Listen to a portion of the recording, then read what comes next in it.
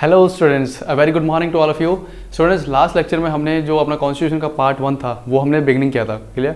उसमें क्या था कि हमने देखा था जो इंडियन यूनियन और उसकी जो टेरिटरीज हैं, क्लियर, वो कैसे हमने आर्टिकल टू आर्टिकल उसको भी देखा था। फिर उसके बाद में हमने उसके एक एक पॉइंट्स को डिस्कस किया था। आज का जो लेक्चर रहेगा ये रहेगा उससे एक स्टेप आगे रहेगा, जिसमें हम आज डिस्कस करेंगे पार्ट 1 के बाद पार्ट 2। क्लियर? एक लेक्चर जो है मैंने आपको पूरा लेक्चर कंडक्ट करवाया था, जिसमें मैंने आपको कॉन्स्टिट्यूशन के सारे पार्ट्स और सारे शेड्यूल्स किससे डील करते हैं वो करवाया था। जिस बच्चे ने उस लेक्चर को मिस किया है, मैं रेकमेंड करूंगा उस लेक्चर को जरूर देखें, क्योंकि वहाँ से क्या होगा, आपका बिल्कुल थोड़ा सा बेस बनेगा। क्लियर? अब जो है पार्ट 2 जो किससे डील करता है, और वही हमारे आज का जो है टॉपिक रहेगा, दैट इज सिटीजनशिप। क्लियर? अब देखिए, बिफोर स्टार्ट एक जो मैंने लास्ट लेक्चर में आपको बताया था बच्चों, वो ये कि जो सिटीजनशिप का कंसेप्ट है, जैसे जब लास्ट लेक्चर में मैंने आपको क्या बताया था कि नेशन स्टेट, जो राज्य का, देश का जो कंसेप्ट है, वो कहाँ से आया था? यूरोपियन हिस्ट्री से आया था। सिमिलरली जो नागरिकता यानी सिटीजनशिप का जो कंसेप्ट है वो कहाँ से आया था? जो एंशिएंट ग्रीक स्टेट थे, क्लियर, वहाँ से। अब वहाँ से वो क्या हुआ, ये बड़ा हो के क्या हुआ ना, रोमन अंपायर बन गया था। तो उससे होता क्या था, जहाँ जहाँ रोमन अंपायर अपने न्यू टेरिटरीज को एक्सपैंड करते थे, तो वो जो नए वहाँ उस टेरिटरी के लोग होते थे, उनको वो अपने सिटीजन्स नहीं डिक्लेयर करता था। ठीक है? और एक टाइम के बाद फिर क्या हुआ, धीरे धीरे उन्होंने जो विमेन थे उनको भी सिटीजन्स नहीं इंक्लूड करते थे। क्लियर? और जो स्लेव्स होते थे उनको भी नहीं। तो फिर हुआ क्या, कुछ टाइम के बाद जो है उन्होंने वुमेन्स को भी राइट दिए, स्लेव्स को भी दिए, यानी सबको इक्वल कर दिया। तो यहाँ से जो कंसेप्ट बनता है हमारा सिटीजन का। क्लियर? यानी कि किसी पर्टिकुलर टेरिटरी जिसमें वो लोग रहते हैं, तो उसी को क्या हम बोलते हैं अब, सिटीजन्स। तो आज का जो हमारा रोड मैप रहेगा वो कुछ इस तरीके से रहेगा, जिसमें मैं आपको ये पॉइंट्स रहेंगे, जिसके अंदर इन पॉइंट्स को मैं आपको एक्सप्लेन करके बताता रहूँगा। ठीक है? तो जिन बच्चों को अगर नोट्स बनाने हैं, तो जो मैं बोल रहा हूँ, क्लियर, अब देखिए होता क्या है कि बच्चे कुछ सोचते हैं कि सर आप ना नोट्स प्रोवाइड नहीं करते हो, या फिर आप सिर्फ बोलते बोलते रहते हो और हमें टाइम ही नहीं मिलता लिखने के लिए। देखो बच्चों, अगर आपके पास, मैंने आपको क्या बताया था फर्स्ट वेरी बिगिनिंग लेक्चर में बुक्स के बारे में, अगर आपके पास इंडियन पॉलिटी की किसी भी ऑथर की बुक है, आप यहाँ पे कंसेप्ट समझ लीजिए और बुक से जो है आप अपने अच्छे से रेफर करके अपने खुद के हैंड रिटन नोट्स बना लिए। अब देखिए होगा क्या, मान लीजिए इन केस अगर मैं आपको डिक्टेट करवाऊँ, तो वो जो लेक्चर है अभी ही देख लीजिए, अगर समझाने में, कंसेप्ट को समझाने में लेक्चर थोड़ा लेंथी जा रहा है। क्लियर? तो अगर मैं आपको डिक्टेट भी कराऊंगा तो वो 2.5-3 घंटे का जाएगा, जो मेरा पर्पस नहीं है। और आपका जो ऑलरेडी कुछ बच्चे ऐसे होंगे जिन्होंने अपने खुद के हैंड रिटन नोट्स बना रखे होंगे, तो बच्चों आप उन्हीं को रेफर करिए। आप जो अपने हाथ से नोट्स बनाएंगे ना अपनी लैंग्वेज में, वही आपको याद रहता है। आप किसी भी कोचिंग इंस्टीट्यूट या किसी ट्यूशन से अगर आप जो नोट्स उनकी खुद की लैंग्वेज में बनाते हैं ना, वो आपको बच्चे याद भी नहीं रहेगा, और ना आप उस लैंग्वेज को भी याद कर पाओगे। आपको लैंग्वेज वही याद रहेगी जो आपकी खुद की होगी। क्लियर? तो एक बार मैं आपको आज का जो हम डिस्कस करेंगे उसके कॉन्स्टिट्यूशन की एक बार मैं आपको झलक दिखा देता हूँ। क्लियर? कि वो देखने में हमें कैसा दिखता है। देखिए, ये भी आपको स्क्रीन पे दिख रहा होगा कॉन्स्टिट्यूशन के पार्ट 2, जिसके अंदर डील करता है किससे, सिटीजनशिप से। ये आर्टिकल 5, आर्टिकल 6, 7, 8, 9, 10 और 11, यहाँ तक तो जो हमारा क्या आता है, पार्ट 2 सिटीजनशिप। उसके बाद हमारा पार्ट 3 आता है, that is fundamental right. Very good. अब देखिए 5 to 11 जो है आर्टिकल अंडर द पार्ट 2, यही जो है हमारे आर्टिकल्स क्या है, सिटीजनशिप से डील करते हैं। और आज जो है मैंने जो हिंदी मीडियम के बच्चे हैं उनके लिए भी लगाया है, ये देखिए भाग 2 नागरिकता। अब क्या होता है कि जैसे कुछ बच्चे होते हैं कि जो हिंदी को प्रेफर करते हैं या हिंदी से एग्जाम को देते हैं, ठीक है, तो उसके लिए भी मैंने क्या कर दिया, यहाँ पे आपके लिए हिंदी में भी जो है हमारे संविधान की उसकी जो प्रति होती है यानी कॉपी, उसकी मैंने आपको यहाँ पे मेंशन कर दिया है। इन केस जो मैं आपको इंग्लिश में समझा रहा हूँ मैं आपको यहाँ पे हिंदी में भी दिखाता चलूँगा। ठीक है?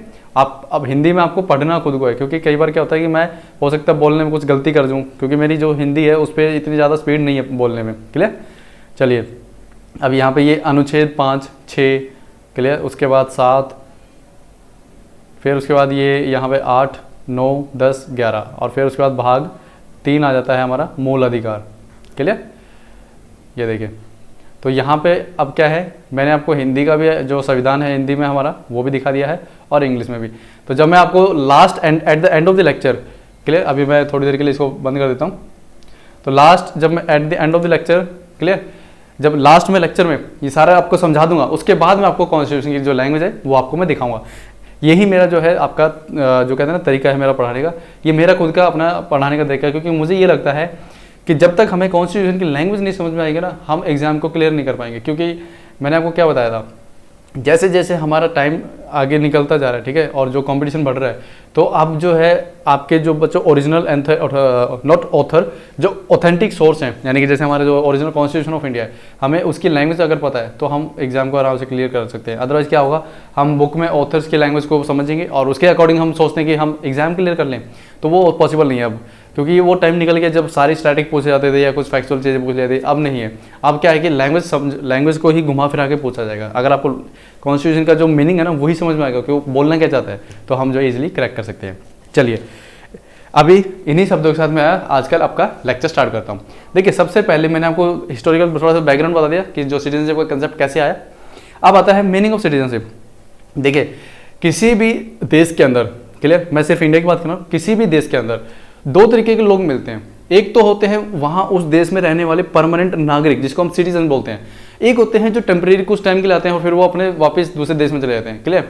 जैसे फॉर एग्जांपल मान लो आप 2 साल के लिए वर्क वीज़ा लेके कनाडा, यूएस में गए या इंग्लैंड में गए, 2 साल आपने वहाँ पे क्या किया, नौकरी की, जॉब किया, और 2 साल के बाद अगर जैसे आपका वीज़ा खत्म हो जाता है, आप क्या होता है वापस इंडिया आए तो वहाँ पे अगर आप 2 साल के लिए इंग्लैंड गए, यूएस गए या कनाडा गए, तो इसका मतलब ये तो नहीं आप वहाँ के क्या सिटीजन बन गए, नो, आप वहाँ पे क्या रह गए, एज ए रेजिडेंट रहे, ठीक है, निवासी, बट नागरिक नहीं थे, क्लियर। तो यही जो है कंसेप्ट है, यानी कि दो चीज़ें मिलती हैं हमें, 2 टाइप्स ऑफ पीपल हमें मिलते हैं, 2 तरीके के लोग मिलते हैं इन एवरी कंट्री। मैं हर देश की बात कर रहा हूँ। एक तो होता है वहाँ का खुद का जो नागरिक है, जो परमानेंट वहीं मिलेगा उसी देश के अंदर, और एक होता है एलियन, जिसको हम बोलते हैं विदेशी। यहाँ पे एलियन वो हॉलीवुड मूवीज वाले ये नहीं है जो अंतरिक्ष के अंदर रहते हैं, क्लियर, कि जो स्पेसशिप से आते हैं, वो वाले एलियन की बात नहीं कर रहा हूँ। यहाँ मैं बात कर रहा हूँ एलियन जिसको हम बोलते हैं अपने दूसरी लैंग्वेज में फॉरेनर्स, विदेशी, क्लियर। अब देखिए मीनिंग ऑफ सिटीजनशिप और टाइप ऑफ पीपल, अब ये दोनों पॉइंट जो है इसी के अंदर कवर हो जाएंगे, क्लियर। आपको अलग अलग नहीं मैं बता रहा, दोनों पॉइंट्स इसके अंदर इंक्लूड हो जाएंगे आपके, कि इनका मीनिंग क्या होता है। अब देखिए बात आती है कि मीनिंग ऑफ सिटीजनशिप इसका मतलब क्या है। अब देखो कितने बच्चों ने जो अमेजन कंपनी का नाम सुना है, अमेजन वही जो हम ई कॉमर्स ऑनलाइन डिलीवरी करते हैं जैसे, वो देखिए उसमें ना जो अमेजन कंपनी है वो चॉइस देती है। एक होता है प्राइम मेंबरशिप। अब कितने बच्चों का अमेजन का एक्सपीरियंस है ये मुझे नहीं पता, बट जिनको एक्सपीरियंस है, ठीक है, आप कोरिलेट कर पाएंगे, ठीक है, दोनों टॉपिक को एग्जांपल के साथ। प्राइम मेंबरशिप, अगर जिन बच्चों को नहीं एक्सपीरियंस है तो आजकल यूट्यूब पे बहुत सारी वीडियो मिल जाएंगी, ठीक है, कि अमेजन की प्राइम मेंबरशिप क्या होती है, के लिए वहाँ पे आपको अच्छे से बता दिया जाएगा, इनकेस अगर आपने आज तक अमेजन को यूज़ नहीं किया है। बाकी मुझे लगता नहीं है, क्योंकि मोस्टली जिन बच्चों का स्मार्टफोन है उनको अमेजन को यूज़ किया होगा या फ्लिपकार्ट यूज़ किया होगा, ठीक है। अगर अमेजन नहीं फ्लिपकार्ट को यूज़ किया होगा, ठीक है, दोनों में कंसेप्ट सेम ही है। देखिए अमेजन क्या करता है, एक तो प्राइम मेंबरशिप देता है, एक नॉर्मल होता है ऑर्डिनरी कस्टमर, क्लियर। अब देखो फर्क क्या है, जो प्राइम मेंबर होगा, क्लियर, जैसे अमेजन का जो प्राइम मेंबर होगा तो उसको क्या फैसिलिटी दी जाएंगे कि आपको जो डिलीवरी है, जैसे अगर मान लो मैं अगर अमेजन से ऑर्डर करता हूँ तो मुझे जो सामान मिलेगा वो हो सकता है 5 दिन, मिनिमम 5 दिन या 7 दिन के अंदर वो अब मेरे घर के एड्रेस पे आए। लेकिन वहीं पे अगर मैं प्राइम मेंबरशिप हूँ, ले रखी है मैंने अमेजन की, तो वो क्या करेंगे, मुझे विद इन 1 डे 24 आवर्स या मैक्स 36 आवर्स, इससे ज़्यादा नहीं लेंगे, 1 या 2 दिन, इससे ज़्यादा नहीं, ठीक है। वो डिपेंड करता है कि आपका जो कोरियर है वो कहाँ से आ रहा है, क्लियर। अगर दूर से आ रहा है तो 2 दिन, अगर पास से है तो विद इन 24 आवर्स के अंदर आपके घर के ऊपर डिलीवर कर देंगे। तो अभी देखो यहाँ पे क्या हुआ, एक स्पेशलिटी दी गई कि आपका जो स्पीड है डिलीवरी की वो हम ज़्यादा देंगे, यहाँ पे नहीं, स्पीड नहीं देंगे आपको। दूसरा यहाँ पे हो सकता है जैसे जो वेब सीरीज होती है, जैसे नेटफ्लिक्स पे हो गया, क्लियर, या हॉटस्टार प्लस हो गया, इसकी जो मेंबरशिप भी देते हैं वो अलग से, बट इसमें हमें नहीं मिलती है। ये क्या हुआ, जो यहाँ पे अलग से फैसिलिटी दी गई वो क्या है, इसका मतलब ये है कि आपको, अगर आप हमारे रेगुलर कस्टमर हैं तो हम आपको ये पर्टिकुलर राइट्स देते हैं कि हम हमारी तरफ से आपको ये सर्टन जो राइट्स मिलेंगे। यानी अगर आप अमेजन पे प्राइम मेंबर हैं तो अमेजन आपको गारंटी करता है कि आपको ये चीज़ें तो हमारी तरफ से मिलेगी ही मिलेगी। सिमिलरली सिटीजन्स जो होते हैं, सिटीजन करता क्या है, जो नागरिक होता है उसकी एक ड्यूटी होती है अपने देश के प्रति, उसको फुलफिल करता है, क्लियर, और उसके बदले में जो जिस देश में वो रह रहा है वो उसको कुछ गारंटी देता है, गारंटी इन द सेंस क्या, कि ये जो चीज़ें, जैसे मैं आपकी सिक्योरिटी है, गारंटी क्या देगा सिक्योरिटी की, कि आपकी जो जान है उसकी सिक्योरिटी मैं देता हूँ, ठीक है, आपको सेफ्टी मैं प्रोवाइड करता हूँ, सिक्योरिटी होगी, सेफ्टी होगी। देखिए मैं एज ए नागरिक अगर मैं भारत के अंदर रहता हूँ तो मेरी कुछ कर्तव्य होंगे जो मैं अपने देश के लिए करूँगा, ठीक है, मैं अपने देश के लिए कुछ काम करूँगा, तो उसके बदले में देश मुझे क्या देगा, देश मुझे देगा कि मैं आपको बॉर्डर से सिक्योरिटी दूंगा, कि कोई भी बाहर का जो नागरिक है या कोई भी दूसरा देश जो है वो आपके ऊपर अटैक नहीं करेगा, चोरी नहीं होगी, ठीक है, मैं आपको थेफ्ट से भी बचाऊंगा। तो ये जो है हमें क्या मिल रहा है, गारंटी। बट जो एलियन होगा यानी कि जो विदेशी होगा, जो हमारे देश का नागरिक नहीं है, उसके साथ ऐसा नहीं होगा, क्लियर, वहां पे ये चीजें नहीं देखने को मिलेगी।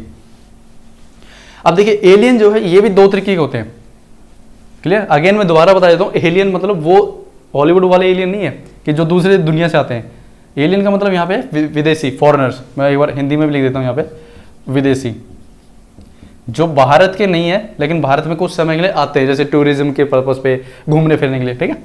देखिए यहाँ पे अगेन दो पार्ट्स में डिवाइड होता है, एक तो होता है फ्रेंडली एलियन, ठीक है, और एक होता है एनिमी एलियन। नाम से पता चल रहा है ऐसा विदेशी जो कि हमारे उस देश से बिलोंग करता हो, संबंध रखता हो, जो कि जिसका कंसेप्ट जो रिलेशनशिप है इंडिया के साथ अच्छा है, क्लियर, और एनिमी वो जिस देश के साथ हमारे यानी इंडिया के रिलेशन कैसे हैं, अच्छे नहीं है, क्लियर।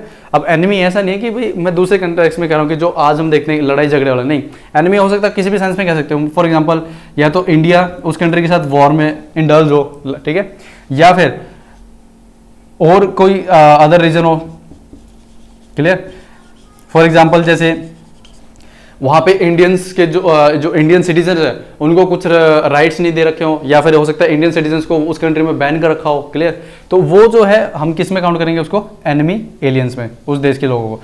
फ्रेंडली जिसके रिलेशंस इंडिया के साथ अच्छे हैं, फॉर एग्जांपल जैसे यूएस हो गया, कनाडा हो गया, इंग्लैंड हो गया, उसके बाद आपका यूरोपियन कंट्रीज हो गए, ये सारे कैसे हैं हमारे लिए फ्रेंडली। अगर वहाँ के कोई नागरिक इंडिया में आते हैं तो हम बोलेंगे that is friendly alien. Enemy जैसे आपका पाकिस्तान हो गया, क्लियर, उसके बाद जैसे और जैसे जो भी जैसे चाइना लगा लो, अभी चाइना के साथ 2017 के बाद हमारे 2017 के बाद टेंस कैसी चल रही सिचुएशन, एकदम काफ़ी हार्ड है। तो अगर वहाँ पे अगर देखे जाए तो हम एक तरीके से कह सकते हैं कि उनके जो सिटीजन है अभी हम उनको क्या मान सकते हैं, एलियन, बट एनिमी कंट्री के, क्योंकि जो चाइना है उसने लास्ट ईयर जून में क्या किया था, हमारे कुछ सोल्जर्स को एकदम कहते हैं ना कि गद्दारी जिसको बोलते हैं, उस तरीके से उन्होंने उनको किल किया था।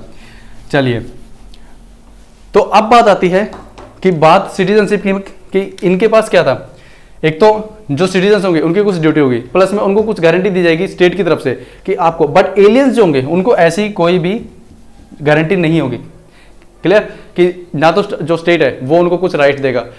अब देखिए हमारे कॉन्स्टिट्यूशन के अंदर कुछ फंडामेंटल राइट्स हैं, जो हमारा नेक्स्ट जो टॉपिक रहेगा वो फंडामेंटल राइट्स पे ही रहेगा, क्लियर, बट फंडामेंटल राइट्स से पहले मैं आपको कराऊंगा फंडामेंटल ड्यूटीज, क्योंकि वो थोड़ा छोटा सा लेक्चर रहेगा, ओके, और फंडामेंटल जो राइट है वो थोड़ा लेंथी लेक्चर रहेगा, उसको मैं आपको पार्ट्स में करवाऊंगा। देखिए फंडामेंटल जो आपकी ड्यूटीज है, नॉट ड्यूटीज, राइट्स, इसके अंदर क्या होता है, हम आर्टिकल 12 to 35 डील करते हैं। याद आ रहा है जब मैंने आपको पार्ट्स वाला लेक्चर करवाया था, उसमें मैंने आपको क्या बताया, ये आता है पार्ट 3 में, पार्ट 3 भाग 3 के अंदर अनुच्छेद 12 से 35 ये डील करते हैं फंडामेंटल राइट्स पे। देखिए इसके अंदर जो आर्टिकल नंबर 15, 16, 15, 16, उसके बाद 19, 29 एंड 30, अनुच्छेद 15, 16, 19, 29, 30, ये अनुच्छेद ऐसे हैं जो सिर्फ भारत का नागरिक होगा उसे ही मिलेंगे, क्लियर, यानी कि जो विदेशी होगा, फॉरेनर होगा, उसके पास ये जो आर्टिकल्स के अंदर जो हमें राइट मिलते हैं हमारे संविधान से वो उनको नहीं मिलेगा, क्लियर। अब आर्टिकल नंबर 15 क्या कहता है कि जो स्टेट है यानी जो देश है वो भेदभाव नहीं करेगा, डिस्क्रिमिनेशन नहीं करेगा, क्लियर, किस चीज़ों में, कास्ट के ऊपर, जेंडर के ऊपर और आपका एजुकेशन के मैटर से। ये बाकी डिटेल में करवाऊंगा मैं आपको जब हम पर्टिकुलर इस चैप्टर पे आएंगे। उसके बाद 16 क्या बोलता है, एम्प्लॉयमेंट में सबको इक्वल अपॉर्चुनिटी मिलनी चाहिए। अब ऐसा तो नहीं विदेशी आके बोले कि भाई मुझे भी जो है सिविल सर्विस का एग्जाम देना है, क्लियर, ऐसे तो फिर क्या होगा, इक्वल अपॉर्चुनिटी, भाई फिर उसका फायदा क्या हुआ, वो फॉरेनर है और हम इंडिया के सिटीजन, तो हमें बेनिफिट क्या मिला इंडिया के सिटीजन रह गए, क्लियर। तो कुछ ना कुछ तो कॉन्स्टिट्यूशन ने हमें भी कुछ दिया होगा ना एज ए सिटीजन। उसके बाद 19 जिसमें हम बोलते हैं कि टोटल 6 राइट्स आते हैं, ठीक है, सब पार्ट में, जैसे freedom of speech, expression, assembly का, उसके बाद आप कोऑपरेटिव सोसाइटीज़ बना सकते हैं, ठीक है, ये सब उसमें आएगा। 29, 30 ये होता है एजुकेशनल, और जो हमारी माइनॉरिटीज़ है वो अपनी खुद की एजुकेशनल इंस्टीट्यूशन ओपन करें। आप फॉरेनर कोई आके, कोई मान लो अमेरिकन आके इंडिया में गए कि हम जो है अपना क्रिश्चियन जो मिशनरी है उनको फैलाना चाहते हैं और जो क्रिश्चियन स्कूल्स हैं हम उनको खोलना चाहते हैं, क्लियर। तो ऐसा पॉसिबल नहीं हो सकता क्योंकि वो क्या है, सिटीजन्स नहीं है। ये जो राइट्स है ये सिर्फ और सिर्फ किन को मिला हुआ है, जो नागरिक हैं देश के, सिटीजन है, सिर्फ उन्हीं को, क्लियर है ये पॉइंट। यानी कि देखिए हमें कुछ गारंटी दी गई है संविधान की तरफ से कि ये राइट्स जो है आपको ही मिलेंगे ना किसी और को, क्लियर। तो ये होता है सिटीजनशिप का मतलब कि हमें कुछ खास अधिकार दिए गए हैं संविधान के द्वारा, क्लियर। अगर मान लीजिए कंसेप्ट नहीं होता सिटीजनशिप का तो होता क्या, फिर तो सब भेड़ बकरी बराबर हो जाता ना, कोई फर्क ही नहीं होता। तो ये कंसेप्ट जो है ये धीरे धीरे इवॉल्व होकर आया है हमारे जो ग्रीक स्टेट्स थे यूरोपियन टाइप में, जिस टाइम रोमन एम्पायर काफ़ी फैला हुआ था, ये कंसेप्ट आता है वहाँ से, क्लियर। चलिए अब बात करते हैं, ये मैंने आपको बता दिया राइट्स ओनली टू सिटीजन्स कौन कौन से है। आर्टिकल दोबारा बता देता हूँ मैं एक बार, 15, 16, 19, 29 और एंड 30, ये जो है सिर्फ और सिर्फ किसको मिले हुए हैं, सिटीजन्स को, क्लियर। अभी डील किससे करते हैं, इनके क्या वो है, ये सारे डिटेल में हम करेंगे जब हम फंडामेंटल राइट्स को करेंगे। अभी ये यहाँ पे मैं एक्स्ट्रा टाइम नहीं निकालूंगा क्योंकि देखिए वो रिपीटेशन हो जाएगा, क्लियर। यहाँ पे भी करवाऊंगा, उसके बाद आपको नेक्स्ट लेक्चर में भी करवाऊंगा, तो फिर होगा क्या, वो रिपीटेशन हो जाएगा, क्लियर। तो रिपीटेशन ना करके यहाँ पे सिर्फ मैंने आपको बता दिया कि ये आर्टिकल जो है आपको मिलेंगे, बट कुछ आर्टिकल जो है जो आपके फॉरेनर्स हैं उनको मिलेंगे। फॉर एग्जाम्पल जैसे प्रिवेंशन ऑफ डिटेंशन, क्लियर। मान लो कोई बिना बात के हुआ कोई आपको कैद ना करे, क्लियर। दूसरा freedom of life and liberty,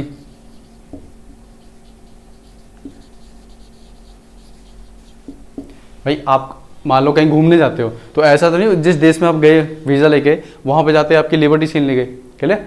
तो आपको लाइफ जीने के लिए और उसको अच्छे से चलाने के लिए आपको आज़ादी रहेगी, क्लियर। तो ये जो है आपको दोनों को मिलेगा। लेकिन जो एलियन एनिमी होते हैं, जो दूसरे ऐसे देश जिसके साथ कोऑर्डिनेशन जो रिलेशन है हमारे अच्छे नहीं है, एलियन ऑफ एनिमी कंट्री, उसके जो सिटीजन्स इंडिया में होंगे उनको ये राइट्स नहीं होगा, क्लियर।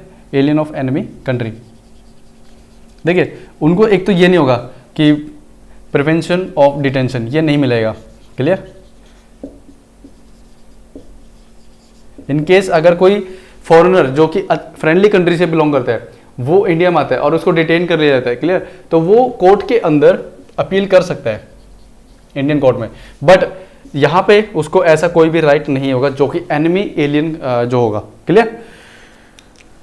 चलिए उसके बाद हमारा नेक्स्ट पॉइंट जो है, एक चीज़ और यहाँ पे मैं बता देता हूँ कि जो आपका प्रेसिडेंट होता है हमारी कंट्री का, जो भी प्रेसिडेंट होता है वो या तो जिसका बर्थ इंडिया में हुआ हो, क्लियर, बर्थ इन इंडिया, वो क्या है आपका प्रेसिडेंट बन सकता है, या फिर कोई ऐसा व्यक्ति जिसने नेचुरलाइज द प्रोसेस होता है एक, अभी आगे डिस्कस करेंगे हम,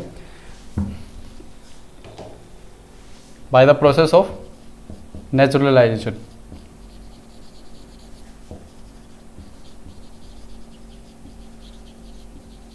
क्लियर। जो नेचुरलाइज्ड प्रोसेस के थ्रू सिटीजन बनता है वो भी क्या है प्रेसिडेंट बन सकता है, बट जो यूएसए है उसके अंदर जो प्रेसिडेंट बनता है वो सिर्फ और सिर्फ कैसे बनता है, जो कि बाय बर्थ सिटीजन हो।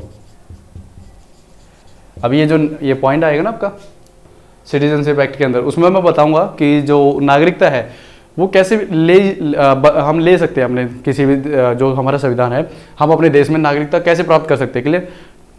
उसके बाद तो जो यूएसए है उसके अंदर सिर्फ एक ही कंसेप्ट दिया गया कि अगर किसी व्यक्ति का जन्म अगर यूएसए के अंदर होता है, क्लियर, तो वो जो है आपका प्रेसिडेंट बनेगा। बाकी किसी प्रोसेस से नहीं बनेगा। इसको बोलते हैं हम लैटिन भाषा में जस सॉली। सॉली का मतलब आप ऐसे याद रख सकते हो, सॉइल, यानी कि जिसने मिट्टी, उस पर्टिकुलर देश की मिट्टी में जन्म लिया है, क्लियर, वो ही जो है यूएसए का प्रेसिडेंट बनेगा। लेकिन इंडिया में जस सॉली भी है और जस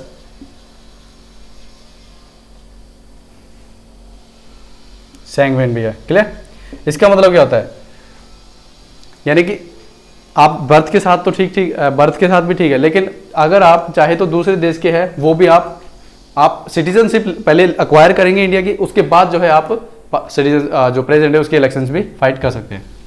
ये है कंसेप्ट। अब देखिए बच्चों, ये जो चैप्टर है ना सिटीजनशिप का, हालांकि थोड़ा सा क्या है, फैक्चुअल है, बट एक चीज याद रखना, ये जो लेक्चर है ये इंपॉर्टेंट बहुत है, क्योंकि अभी रिसेंटली 2019 के अंदर क्लियर CAA पास हुआ था।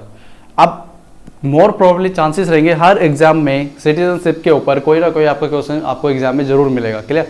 अब देखिए इस चैप्टर के अंदर होता है क्या कि बच्चे कंफ्यूज हो जाते हैं, क्योंकि फैक्चुअल नॉलेज जो है वो याद नहीं होती, क्योंकि इसमें कुछ तो डेट्स दी जाएगी कि इस डेट से इस डेट के बीच में अगर कोई जन्म यहाँ लिया है या जन्म वहाँ लिया है, क्लियर। ऐसे कुछ टर्म्स एंड कंडीशंस अभी मैं आपको सारी करवाऊंगा, तो उस टाइम आपको पता चलेगा कि at the end of the lecture आप खुद पता करोगे कि ये कैसे, मतलब कौन सी डेट याद रखनी, किस में, क्लियर। अब आपको क्या कंफ्यूज नहीं होना है, मैं आपको एक एक चीज़ आपको क्लियर करता चलूँगा, क्लियर। अब देखिए ये हमने डिस्कस कर लिया है राइट्स की, जो सिटीजन है उनको कौन कौन से है, जो सिर्फ ओनली सिटीजन्स को ही मिलेगा, नॉट टू फॉरेनर्स। अब आता है कॉन्स्टिट्यूशनल पोजीशन। देखिए हमारे संविधान के अंदर, मैंने अभी आपको जब लेक्चर स्टार्ट किया था एट द बिगिनिंग, आपको मैंने कॉपी दिखाई थी कॉन्स्टिट्यूशन की, क्लियर। तो उसमें हमने क्या देखा था, आर्टिकल 5 to 11 ये क्या डील करते हैं, किससे, सिटीजनशिप से, क्लियर। अब ये किसके अंदर आता है, कॉन्स्टिट्यूशन में पार्ट 2 के अंदर। और ये याद रखना, हम जो ये 2 लिखते हैं ना बच्चों, ये रोमन लेटर में लिखना, ना कि न्यूमेरिकल 2 में। दूसरा, उसके बाद कॉन्स्टिट्यूशन के अंदर जो सिटीजनशिप है वो सिर्फ बता रखी है जब देश के अंदर संविधान लागू होगा, ठीक है, at the time of commencement, at the time of commencement. इसमें यह बता रखा है जब देश में संविधान लागू होगा उस समय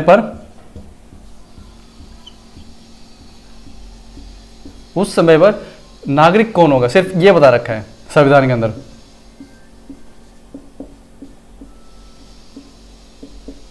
ठीक है, कहने का मतलब यह है इन शॉर्ट, हमारे संविधान में कहीं पे भी ये नहीं बता रखा कि सिटीजनशिप कैसे ली जाएगी, कैसे अगर मान लो कोई व्यक्ति कुछ गलत काम करता है, लॉ के अगेंस्ट काम करता है, तो उसकी नागरिकता कैसे छीनी जाएगी, ये प्रोविजन हमारे संविधान में कहीं नहीं देखने को मिलता है, ना शेड्यूल के अंदर और ना ही जो आर्टिकल 5 to 11 है उसके अंदर, क्लियर। बट यहाँ पे आर्टिकल नंबर जो 11 है आपका बच्चों, आर्टिकल 11, इसमें पार्लियामेंट जो है, हमारी संसद जो है, उसको एम्पावर किया गया है।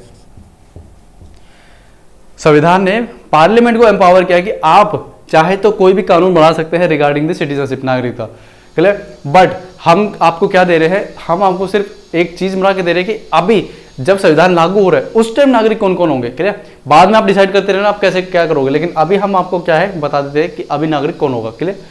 अब देखिए एक बार इरेज कर देता हूं।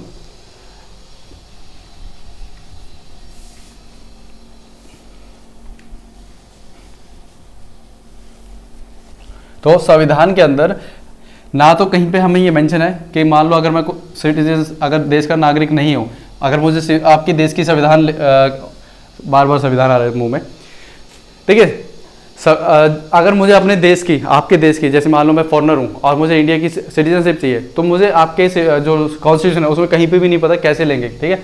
बट अब मैंने आपको क्या बताया, संविधान के अंदर आर्टिकल 11 के अंदर पार्लियामेंट को एम्पावर किया गया है, तो पार्लियामेंट ने क्या किया है, यहाँ पे सिटीजनशिप एक्ट पास किया है, सिटीजनशिप एक्ट, जिसको कब पास किया था, दिसंबर 1955।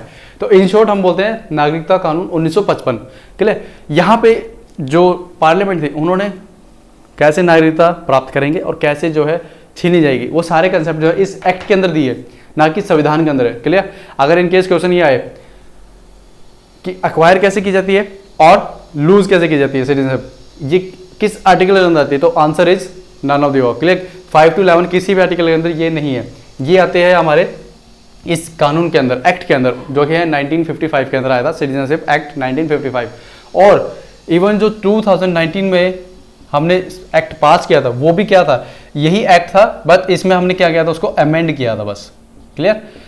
एक बार हमने एक्ट बना दिया, उसके बाद हम उसको अमेंड कर सकते हैं। क्लियर? तो उसमें हम क्या लिखेंगे, सिटीजनशिप अमेंडमेंट एक्ट, यही तो नाम दिया था हमने, CAA।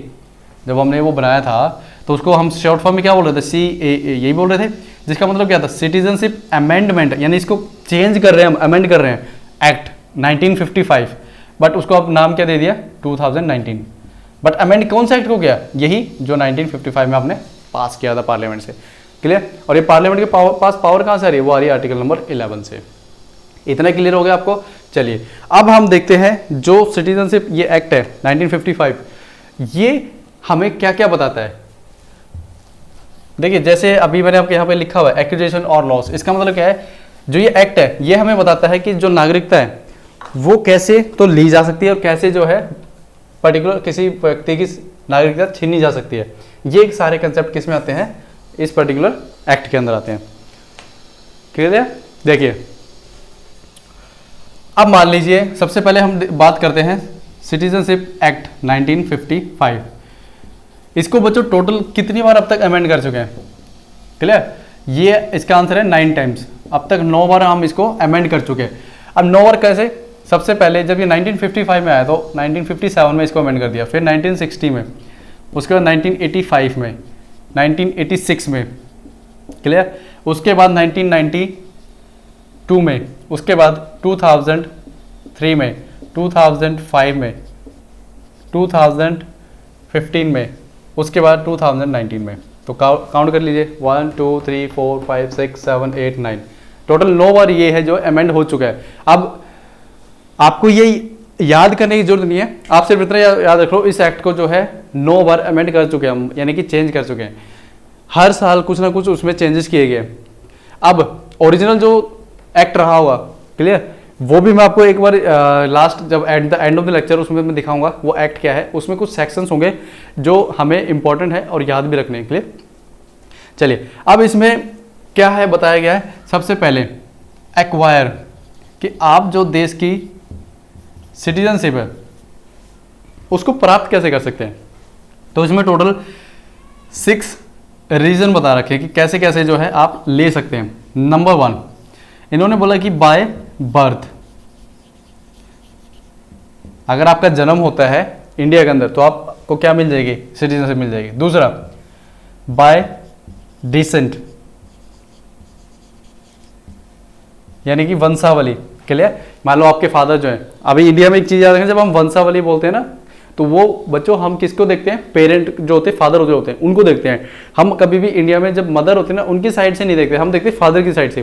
तो जो फादर की साइड से देखते हैं कि फादर और उनके फादर वो क्या इंडियन के सिटीजन रहे हैं, अगर रहे हैं तो जो उनके बच्चे हैं वो भी क्या बाय डिसेंट है सिटीजन बन जाएंगे। क्लियर? अभी इनके अंदर एक एक प्रोविजन अभी आपको मैं करवाऊंगा एक्सप्लेनेशन में। थर्ड बोलते हैं बाय बर्थ हो गया, डिसेंट हो गया, बाय रजिस्ट्रेशन, बाय रजिस्ट्रेशन। उसके बाद फोर्थ आता है बाय नेचुरलाइजेशन, बाय नेचुरलाइजेशन। उसके बाद फिर लास्ट में आपका फिफ्थ रह गया, यहां लिख देता हूं मैं, बाय नेचुरलाइजेशन, बाय उसके बाद फिफ्थ आता है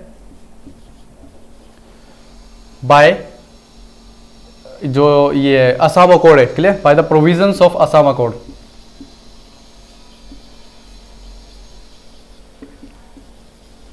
by the provisions of Assam accord 1985। Year 1985 में क्या हुआ था, एक असम अकॉर्ड पास हुआ था, वो भी हम डिस्कस करेंगे कि ये क्या था। उसके बाद सिक्स्थ आता है बाय एक्वायरिंग टेरिटरीज,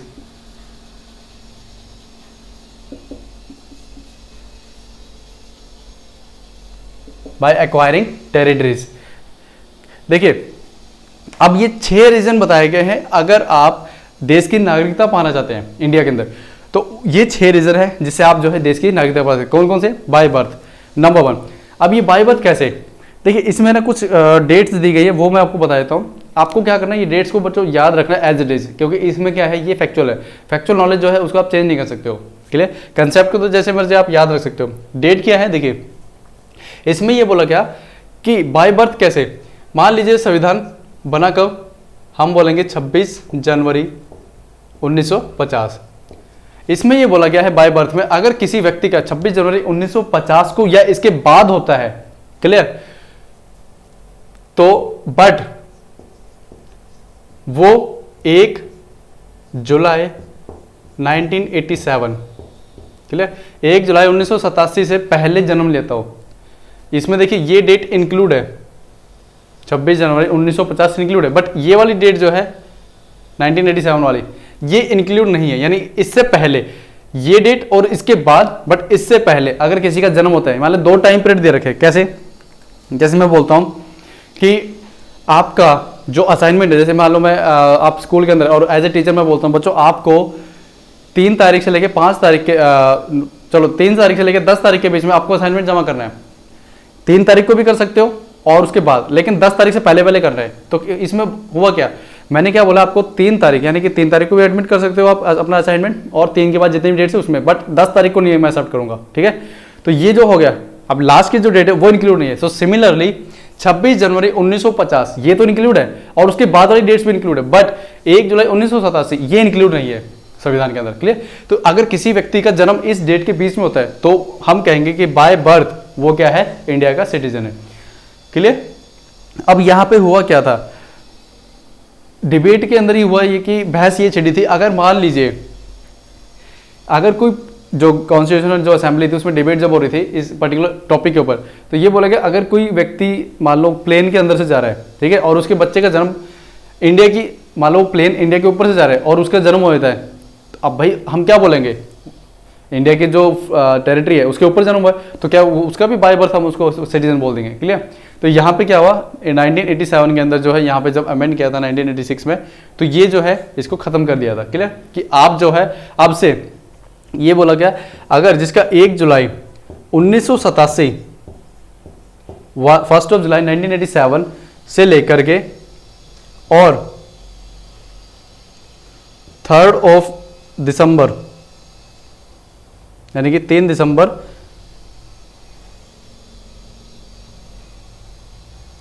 2004 अगर इसके बीच में अगर किसी का जन्म होता है, इसमें देखिए अब ये 3 दिसंबर ये इंक्लूड नहीं है, इससे पहले 1 जुलाई 1987 से लेकर 3 दिसंबर तक अगर किसी का जन्म होता है तो उसके अंदर अगर उसमें से आइदर पेरेंट यानी कि या तो उसके मम्मी या उसके पापा अगर सिटीजन ऑफ इंडिया है तो उसको क्या है बाय बर्थ क्या मिल जाएगा, सिटीजनशिप मिल जाएगी इंडिया की। देखिए एक बार दोबारा रिपीट कर देता हूं, 1987 से लेकर के और 3 दिसंबर 2004 तक अगर किसी व्यक्ति का जन्म इंडिया में होता है तो अगर उसमें हम 2 कंडीशन देखेंगे, क्लियर। नंबर 1 2 कंडीशन एक ही देखेंगे कि जो उसके पेरेंट है, क्लियर, उनमें से किसी एक का जो है जन्म इंडिया के अंदर होना चाहिए या दोनों का जो जन्म है, यानी कि एक तरीके से मैं कह सकता हूं सिटीजन होने चाहिए इंडिया के, क्लियर। अब देखिए उसके बाद 3 दिसंबर 2004 यहां पे क्या बोला गया, अब से एक कंडीशन जोड़ी गई। ये कब बोला गया था, जब 2003 में इसको एक्ट को अमेंड किया था। यहां पे क्या बोला गया, अगर किसी व्यक्ति का किसी बच्चे का जन्म इंडिया के अंदर होता है तो उस टाइम पे या तो उसके दोनों पेरेंट्स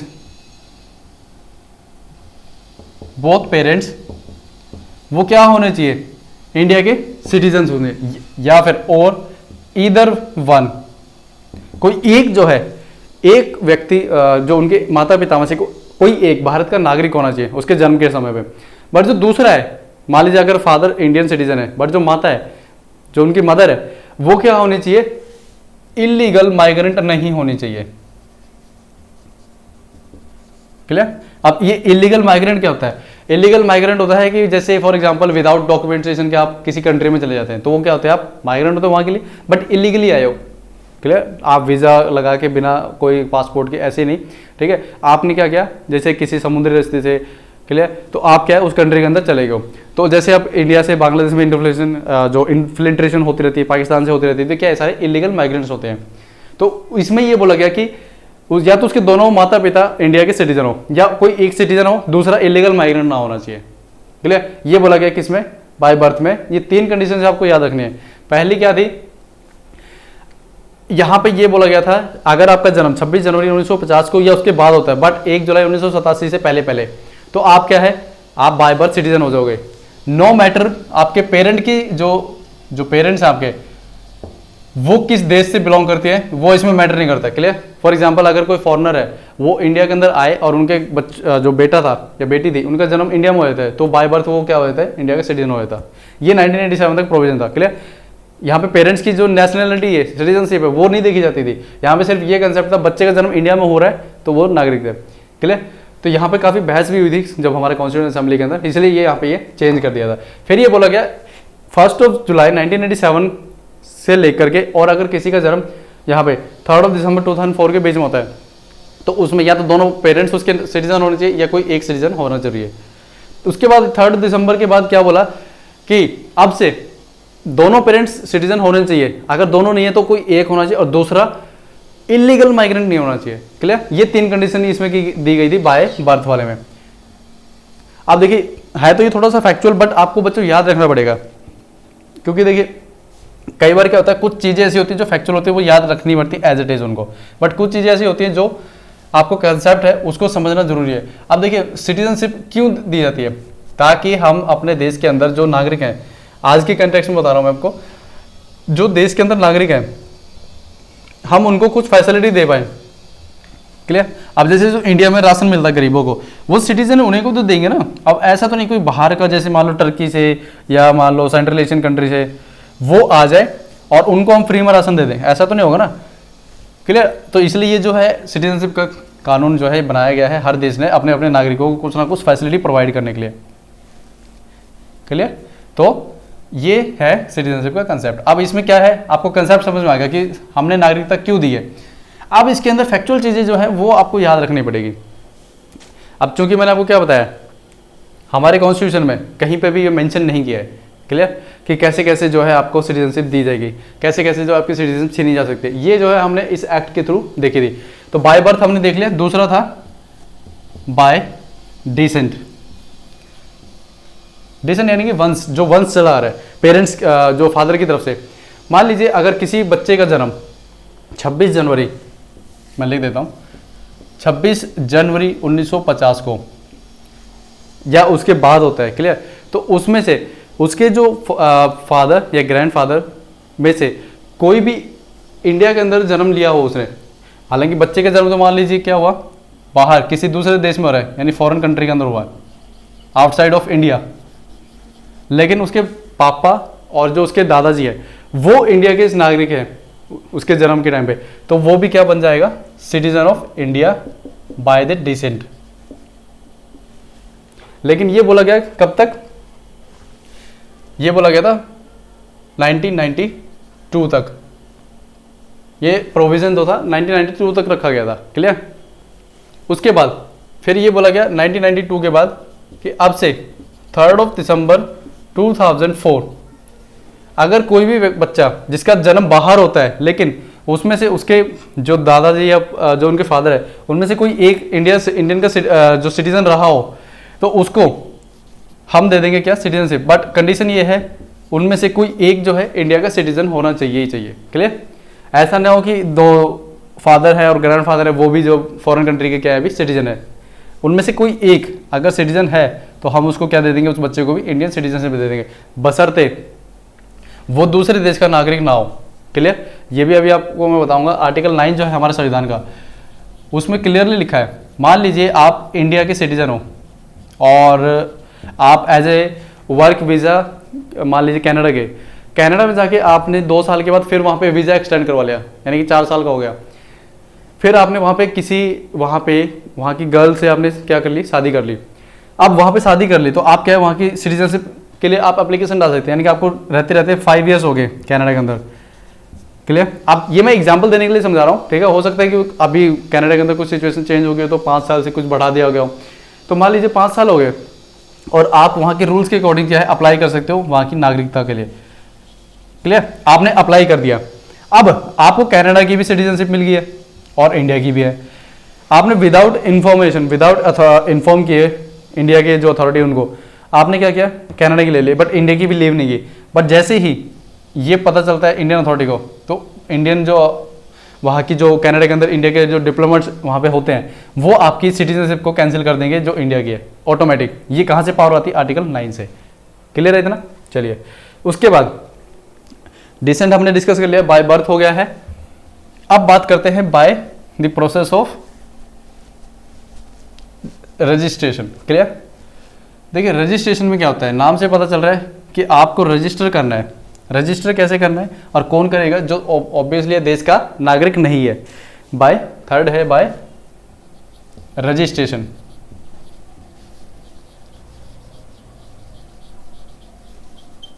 बाय रजिस्ट्रेशन, देखिए रजिस्ट्रेशन में इसमें क्या होगा, अब मान लीजिए मैं एज ए फॉरेनर हूं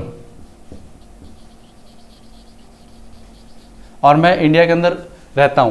क्लियर, बट अभी क्या है, मैं अभी इंडिया का नागरिक नहीं हूं, बट इंडिया में रहता हूं और मेरी मंशा है कि अब मैं इंडिया के अंदर ही परमानेंट रहूं। तो उसके लिए मुझे रजिस्टर करना पड़ेगा, यानी एप्लीकेशन अप्लाई करनी पड़ेगी जो इंडियन अथॉरिटी है, जो सिटीजनशिप, जैसे आपके फॉरेन रजिस्ट्रेशन जो ऑफिसर होते हैं FRO, आप उनके पास एप्लीकेशन देंगे अपने आप को रजिस्टर करवाने के लिए इंडियन सिटीजनशिप के लिए। आप उसके लिए पहले तो नंबर 1 आपको क्या करना पड़ेगा, जिस देश के आप नागरिक हो आपको वहाँ की नागरिकता को, यानी वहाँ की सिटीजनशिप को छोड़ना होगा। उसके बाद जो है आपको क्या मिलेगी, इंडियन सिटीजनशिप के लिए आप अप्लाई करोगे। अब इसमें कैसे होगा, देखिए इसमें कुछ कंडीशन दे रखी है। आप मिनिमम 7 ईयर से, पिछले 7 साल से इंडिया के अंदर एज ए ऑर्डिनरी रेजिडेंट के रूप में रह रहे हैं। Ordinary resident, clear. Ordinary resident क्या होता है बच्चों? ऑर्डिनरी रेजिडेंट वो होता है, जैसे मान लो फॉर एग्जांपल मैंने अभी कनाडा का एग्जांपल दिया था, तो अब मान लो ऐसे कोई फॉरेनर इंडिया में आ रहा है, वो क्या करता है इंडिया के अंदर एज ए वीज़ा के तौर पे, ठीक है, 2 साल के वीज़ा पे आया, फिर एक्सटेंड किया 2 साल, फिर 2 साल एक्सटेंड किया, उसके बाद 2 साल और, यानी 8 साल तक वो रह गया। 7 यानी मिनिमम उसको 7 साल इंडिया में गुजारने जरूरी है, तब जाके वो क्या है अपनी एप्लीकेशन लगा सकता है इंडियन सिटीजनशिप के लिए।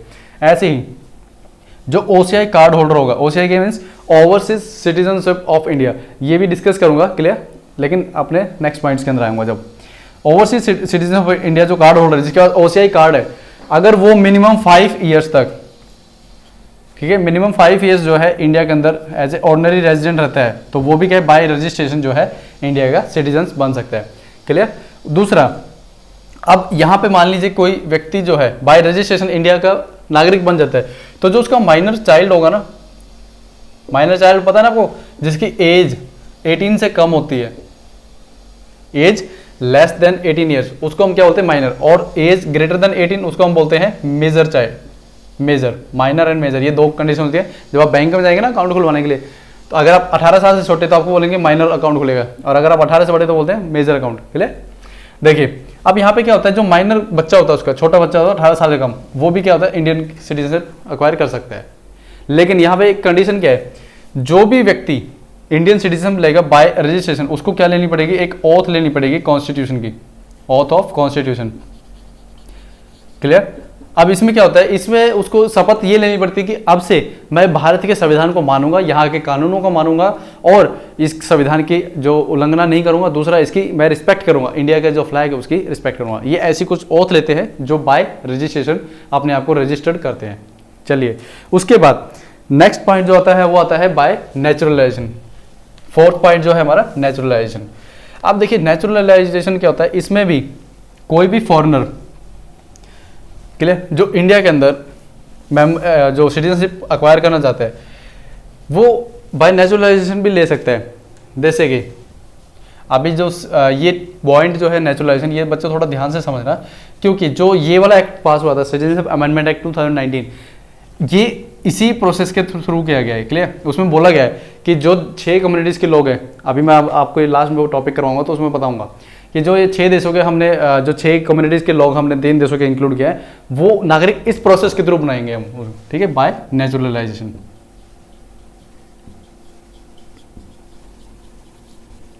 Bye naturalisation. अब देखिए कि इसमें क्या होता है, इसमें ये बोला गया कोई भी फॉरेनर जो इंडिया के अंदर सिटीजनशिप लेना चाहता है, उसको या तो मिनिमम जब वो अप्लाई करे, मान लीजिए जैसे एप्लीकेशन अप्लाई करते हैं ना कि भाई मुझे आपके देश की नागरिकता चाहिए, तो मैं क्या करूंगा, एप्लीकेशन दूंगा अथॉरिटी को।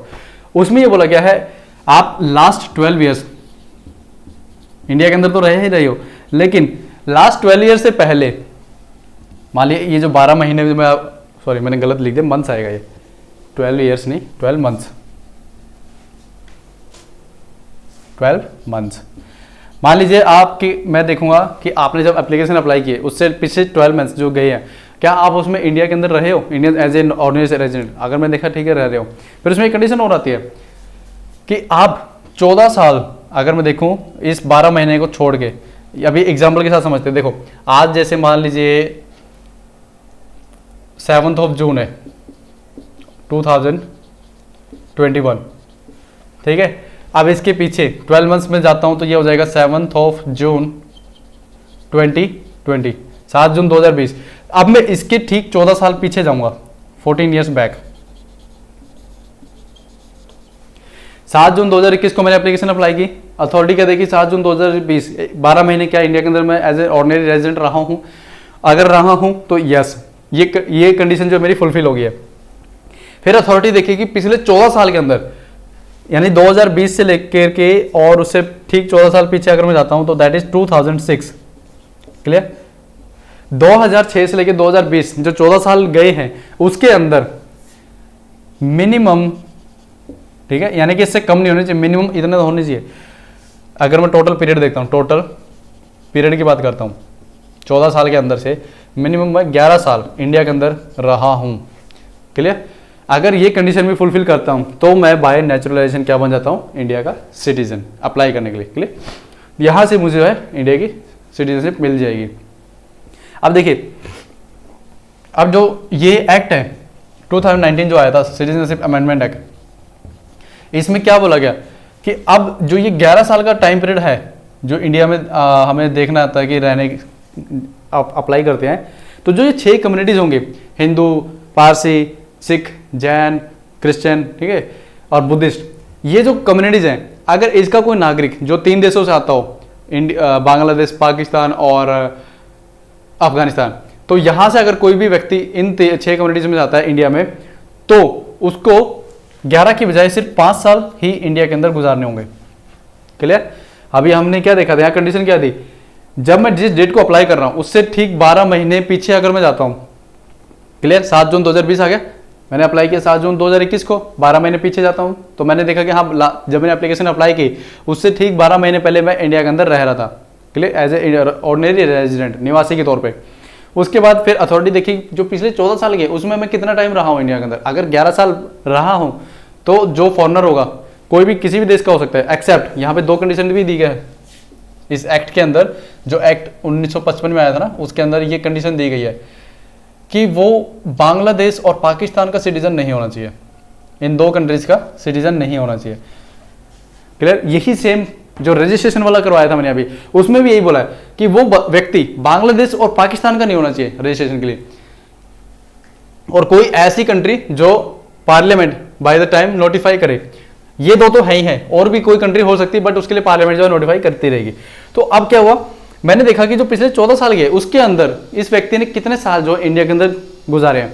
अगर मैं देखता हूं वो 11 साल का टाइम पीरियड उसने इंडिया के अंदर निकाला है, और वो 11 साल कैसे भी हो सकता है, या तो वो एज ए रेजिडेंट भी रहा हो, प्योरली रेजिडेंट, क्लियर, सिर्फ इंडिया में रहा है और कुछ नहीं किया उसने। दूसरा, या उसने जॉब की है under the government, under government, जैसे जो सेंट्रल यूनिवर्सिटीज हैं, आईआईटी जो इंस्टीट्यूशन है, वो आपके फॉरेन कंट्री से भी जो है प्रोफेसर्स को बुलाते हैं, क्लियर, यूएस से, कनाडा से, यूरोपियन कंट्री से।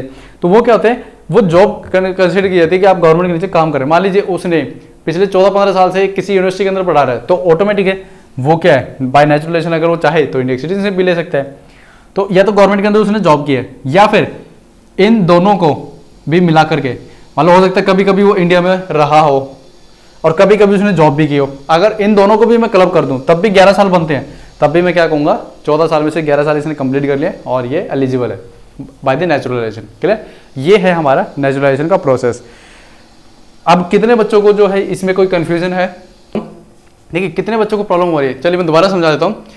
देखिए रजिस्ट्रेशन में क्या बताया गया था, रजिस्ट्रेशन में मैंने आपको ये बताया था कि अगर मान लीजिए आपने पिछले 7 साल से, उसमें मैंने सिर्फ टाइम पीरियड 7 साल का बताया था, अगर आप 7 साल से इंडिया के अंदर एज ए ऑर्डिनरी रेजिडेंट रह रहे हैं तो आप क्या है एलिजिबल हो जाएंगे अप्लाई करने के लिए by the registration. But by naturalisation में क्या था, इसमें अगर कोई भी फॉरेनर इंडिया की सिटीजनशिप लेना चाहता है एक्सेप्ट दिस 2 कंट्रीज बांग्लादेश और पाकिस्तान, इसमें मैंने आपको ये बताया कि जब आप अप्लाई करते हैं तो ठीक उसके 12 महीने मैं पीछे देखूंगा क्या आप एज ए ऑर्डिनरी रेजिडेंट रहे हैं। अगर आप इन्हें फर्स्ट कंडीशन फुलफिल की, फिर मैं देखता हूँ पिछले 14 साल का जो पीरियड है उसके अंदर मिनिमम 11 साल अगर मैं टोटल देखता हूँ, चाहे आपने गवर्नमेंट के नीचे जॉब की हो as a central university professor या फिर आपने एज ए रेजिडेंट वहाँ पे टाइम स्पेंड किया इंडिया के अंदर, तो वो अगर वो 11 साल का टाइम पीरियड बनता है 14 में से, तो आप क्या है एलिजिबल हो जाएंगे as a by the process of naturalisation. Clear, चलिए, और जो मैंने आपको बताया था ना कि इंडिया में जो फॉरेनर अगर नेचुरलाइजेशन से सिटीजन ऑफ इंडिया बनता है तो वो क्या है प्रेसिडेंट बन सकता है, बट यूएसए में ऐसा नहीं है। अब उसके बाद 5th आता है हमारा by the incorporation of new territory. अगर हम किसी भी देश की टेरिटरी जो अब तक इंडिया का पार्ट नहीं था बट अब इंडिया के अंदर मिला लेते हैं, तो उसके भी जो नागरिक हैं हम उसको डिसाइड कर सकते हैं कि क्या हम उन्हें सिटीजनशिप देंगे या नहीं देंगे। क्लियर, एक चीज मैंने मिस कर दी थी, जो मैंने आपको बाय डिसेंट वाला जो बताया था उसमें मैंने ना सिर्फ ईयर लिख दिया था आपको 1992। क्लियर, अगर नहीं याद आ रहा एक बार दोबारा बताता हूँ, मैंने आपको उसमें ना डेट बताई थी कि 26 जैन और 1950 से लेकर के मैंने बोला ईयर 92 तक, उसमें डेट भी याद रखना बच्चों, वो थी 10 दिसंबर, कि अगर किसी का जन्म इंडिया से बाहर होता है 26 जनवरी 1950 और 10 दिसंबर 1992 से पहले, तो वो क्या होगा एलिजिबल होगा इंडियन सिटीजनशिप के लिए, अगर उस टाइम पे उसके फादर या ग्रैंडफादर में से कोई भी इंडिया का सिटीजन रहा हो। क्लियर, चलिए क्या होता है कि ये डेट्स जो है ना बच्चों आपको एज इट इज याद रखनी पड़ेंगी। इसमें क्या है कि मैं भी आपको कोई ऐसा तो नहीं ट्रिक्स में आपको याद करूँ, और ट्रिक्स मेरा कहना तो ये मानना ही है, ट्रिक्स पे कभी भी पीछे भागना नहीं चाहिए कि हम चीज़ों को याद करने के लिए ट्रिक्स को याद करें। क्लियर, ट्रिक्स जो है ना माइट भी किसी के साथ काम कर सकते हैं, कभी कभी किसी के साथ नहीं। क्लियर, तो ट्रिक्स के पीछे मत भागो, आप पहले चीज़ों को समझो और फिर जो है अपना अच्छे से लर्न करिए। चलिए 5th जो है हमारा वो आता है by acquiring new territories, new territories in Indian union और इंडियन टेरिटरी। देखिए मान लीजिए फॉर एग्जांपल कल को चाइना जो है वो इंडिया का पार्ट हो जाता है, इंडिया जो है चाइना को एक्वायर कर लेता है उसकी सारी टेरिटरीज को। क्लियर, वैसे पॉसिबल नहीं बट मान लो इनकेस हो जाता है कि जो चाइना है वो उसकी जितनी भी टेरिटरी आज है चाइना के पास वो सारी जो है इंडिया को मिल जाए या इंडिया जो है एक्वायर कर ले जीत के। अब देखिए इसमें क्या होगा, इंडिया के पास ये अथॉरिटी है डिसाइड करने की कि चाइना के जितने भी सिटीजन हैं, जैसे मान लीजिए 140 142 करोड़ जितनी भी पॉपुलेशन है, उसके अंदर से हम किस किस को बोलेंगे कि हम आपको इंडियन सिटीजन दे रहे हैं और किसको बता सकते हैं कि आप जो इंडियन सिटीजन के लिए एलिजिबल नहीं है। तो वो क्या है इंडियन गवर्नमेंट के पास अथॉरिटी है। इसमें एग्जाम्पल क्या होता है, जैसे हमने पौंडीचेरी जो आज पौंडीचेरी के नाम से जानते हैं हम, पौंडीचेरी का जो ऑर्डर था पौंडीचेरी ऑफ सिटीजनशिप ऑर्डर, इसमें हमने क्या किया था 1962 में हमने जो पौंडीचेरी के अंदर लोग रह रहे थे हमने बाय उसमें क्या किया था, फ्रेंच के पास थी पहले ये टेरिटरी पौंडीचेरी की। अब पौंडीचेरी जब चाहे जो फ्रेंच थे उन्होंने जब इंडिया को दिया उसको, तो इंडिया ने डिसाइड किया था हम किसको जो है सिटीजन बनाएंगे इंडिया का और किसको नहीं है। क्लियर, क्योंकि पौंडीचेरी में उस टाइम फ्रेंच लोग भी तो रह रहे थे, ऐसा थोड़ी ना कि सिर्फ इंडियंस ही रह रहे थे, फ्रेंच लोग भी थे। तो उसमें डिसाइड किया था गवर्नमेंट ने कि हम किसको देंगे और किसको नहीं देंगे। तो उसमें से माइट भी हो सकता है जो फ्रेंच थे, जो फ्रेंच की नेशनैलिटी थी, जिनके पास फ्रेंच का वीज़ा था, तो उनको बोल दिया गया होगा कि आप जो सिटीजन नहीं होंगे। और जो उस टाइम मान लो तमिलनाडु केरला कर्नाटका जो भी उन स्टेट के जो लोग वहाँ पे थे उनको इंडियन सिटीजनशिप दे दी गई है। तो ये क्या होता है इसमें बस कुछ नहीं है, अगर मान लो कोई टेरिटरी जो इंडिया के पार्ट नहीं है और वो इंडिया के अंदर मिला ली जाती है, तो उसके थ्रू भी जो है इंडिया गवर्नमेंट डिसाइड करेगी, अब पार्लियामेंट या गवर्नमेंट जो है वो डिसाइड करेगी कि हम किसको जो है अपना सिटीजनशिप देंगे और किसको नहीं देंगे। Last but not the least जो आता है वो आता है by the provisions of Assam accord, by the provisions of Assam accord. देखिए असम अकॉर्ड ये क्या होता है, इसकी डिटेल में करेंगे जब हम इंटरनल सिक्योरिटी वाला टॉपिक है उसके अंदर करेंगे। देखिए असम के अंदर जो बॉर्डर लगता है हमारा, पहले तो मैंने आपको एक लेक्चर में बताया था कि अब जब ब्रिटिशर थे उस टाइम पूरा नॉर्थ ईस्ट क्या था, सिर्फ एक आसाम ही था, नागालैंड, अरुणाचल प्रदेश, मणिपुर, त्रिपुरा, मिजोरम, ये कुछ नहीं था, सिर्फ एक ही था दैट आसाम, और उसमें बहुत सारे ट्राइबल्स ग्रुप रहते थे। क्लियर? जब इंडिया इंडिपेंडेंट हुआ तो उसमें से बांग्लादेश अलग हुआ, पाकिस्तान भी अलग हुआ। अब देखिए बांग्लादेश का जो बॉर्डर है आज आसाम के साथ भी लगता है और मेघालय के साथ भी लगता है। क्लियर? तो बांग्लादेश के अंदर से कुछ लोग इन्फिल्ट्रेट करके, यानी कि जब का वॉर चलती थी इंडिया पाकिस्तान के साथ, ये पहले ईस्ट पाकिस्तान था और वेस्ट पाकिस्तान था, जो ईस्ट पाकिस्तान था यानी जो आज का बांग्लादेश है, उस टाइम जब जैसे मान लो इंडिया और पाकिस्तान की जब फाइट होती थी तो कुछ लोग दुखी होकर के भाग जाते थे इंडिया के अंदर। क्लियर? तो अब होता क्या था, इससे जो आसाम के वहाँ के लोकल ट्राइबल लोग थे उन्होंने ये बोला कि ऐसे तो जो ये बांग्लादेश के उस टाइम क्या बोला गया था, मुस्लिम मेजोरिटी अलग हो गए थे और हिंदू या फिर जो ट्राइबल्स थे वो इंडिया में रह गए थे। तो इससे बोला गया कि अगर ये मुस्लिम दोबारा इंडिया के अंदर आएंगे, के लिए जो बांग्लादेश के जो मुस्लिम हैं अगर इंडिया में आएंगे तो उससे क्या होगा, हमारी एथनिसिटी जो है उसका रेशो है वो बिगड़ जाएगा। क्लियर? और दूसरा हमारा जो कल्चर है वो भी खराब हो जाएगा, हमारे कल्चर का नाम निशान नहीं रहेगा। तो यहाँ पे काफ़ी एजिटेशन हुआ था जो आसाम के स्टूडेंट्स यूनियन है उनके थ्रू। तो जो राजीव गांधी गवर्नमेंट थी उन्होंने इसको शांत कर लेके 1985 में एक असम अकॉर्ड पास किया था पार्लियामेंट में। तो इसमें क्या बोला गया था, इसमें बोला था कि अगर कोई व्यक्ति 1 जनवरी 1966 1 जनवरी 1966 से लेकर के 1 जनवरी 1966 से पहले, ठीक है, नॉट उसके बाद में, पहले इस डेट से पहले 1 जनवरी 1966 से पहले कोई भी व्यक्ति कोई भी इंडिया में आ गया, कहाँ से, बांग्लादेश से, जो उस टाइम ईस्ट पाकिस्तान था, बांग्लादेश से इंडिया में आ गया, उसको हम क्या बोल देंगे कि वो इंडिया का सिटीजन है, हम मान लेंगे कि वो इंडिया का सिटीजन है।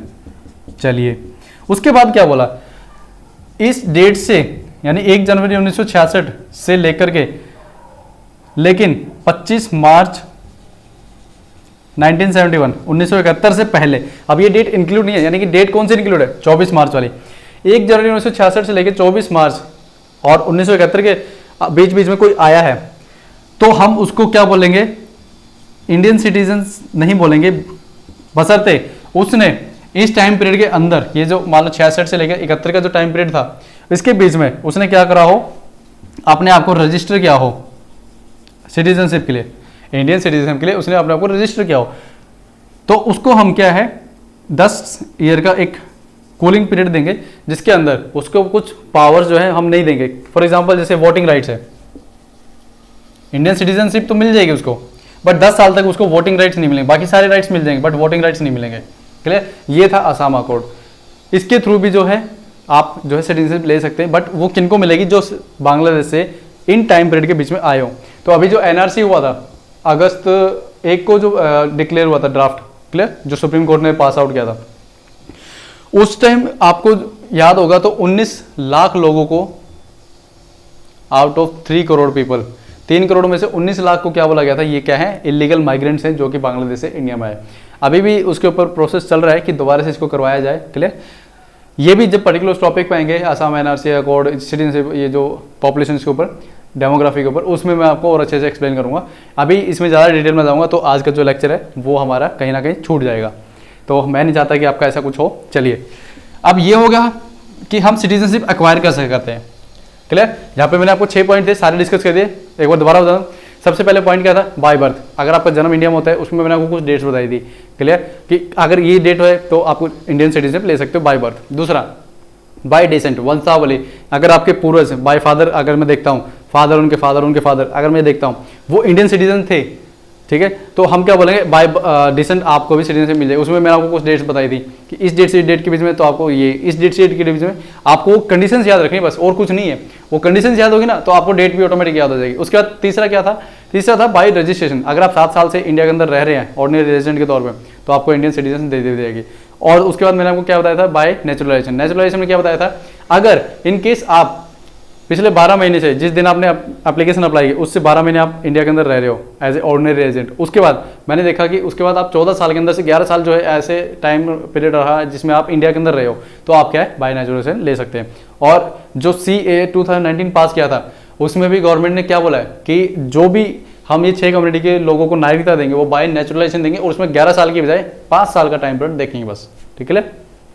अभी बाकी ये पॉइंट भी अभी आने वाला है थोड़ी देर में, उसमें मैं बहुत अच्छे से एक्सप्लेनेशन करूंगा कि उसकी वजह से क्या चेंजेस हैं इस एक्ट की वजह से।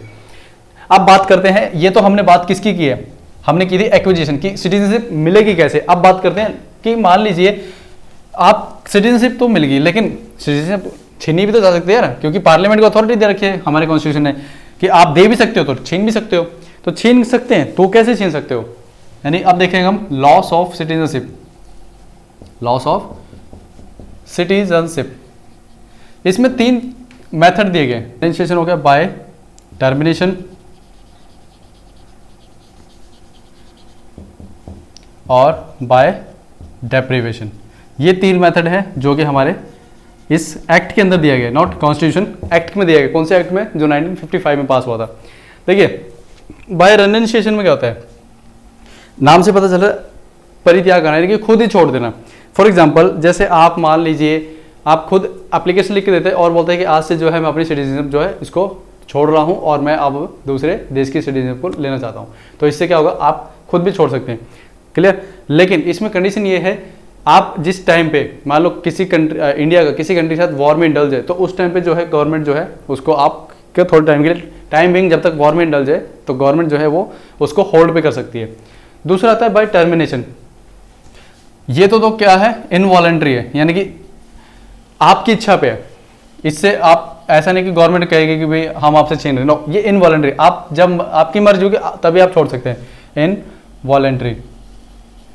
क्लियर। और ये है वॉलंटरी, जस्ट मैंने रिवर्स कर दिया, ये तो है वॉलंटरी और ये है इनवॉलंटरी।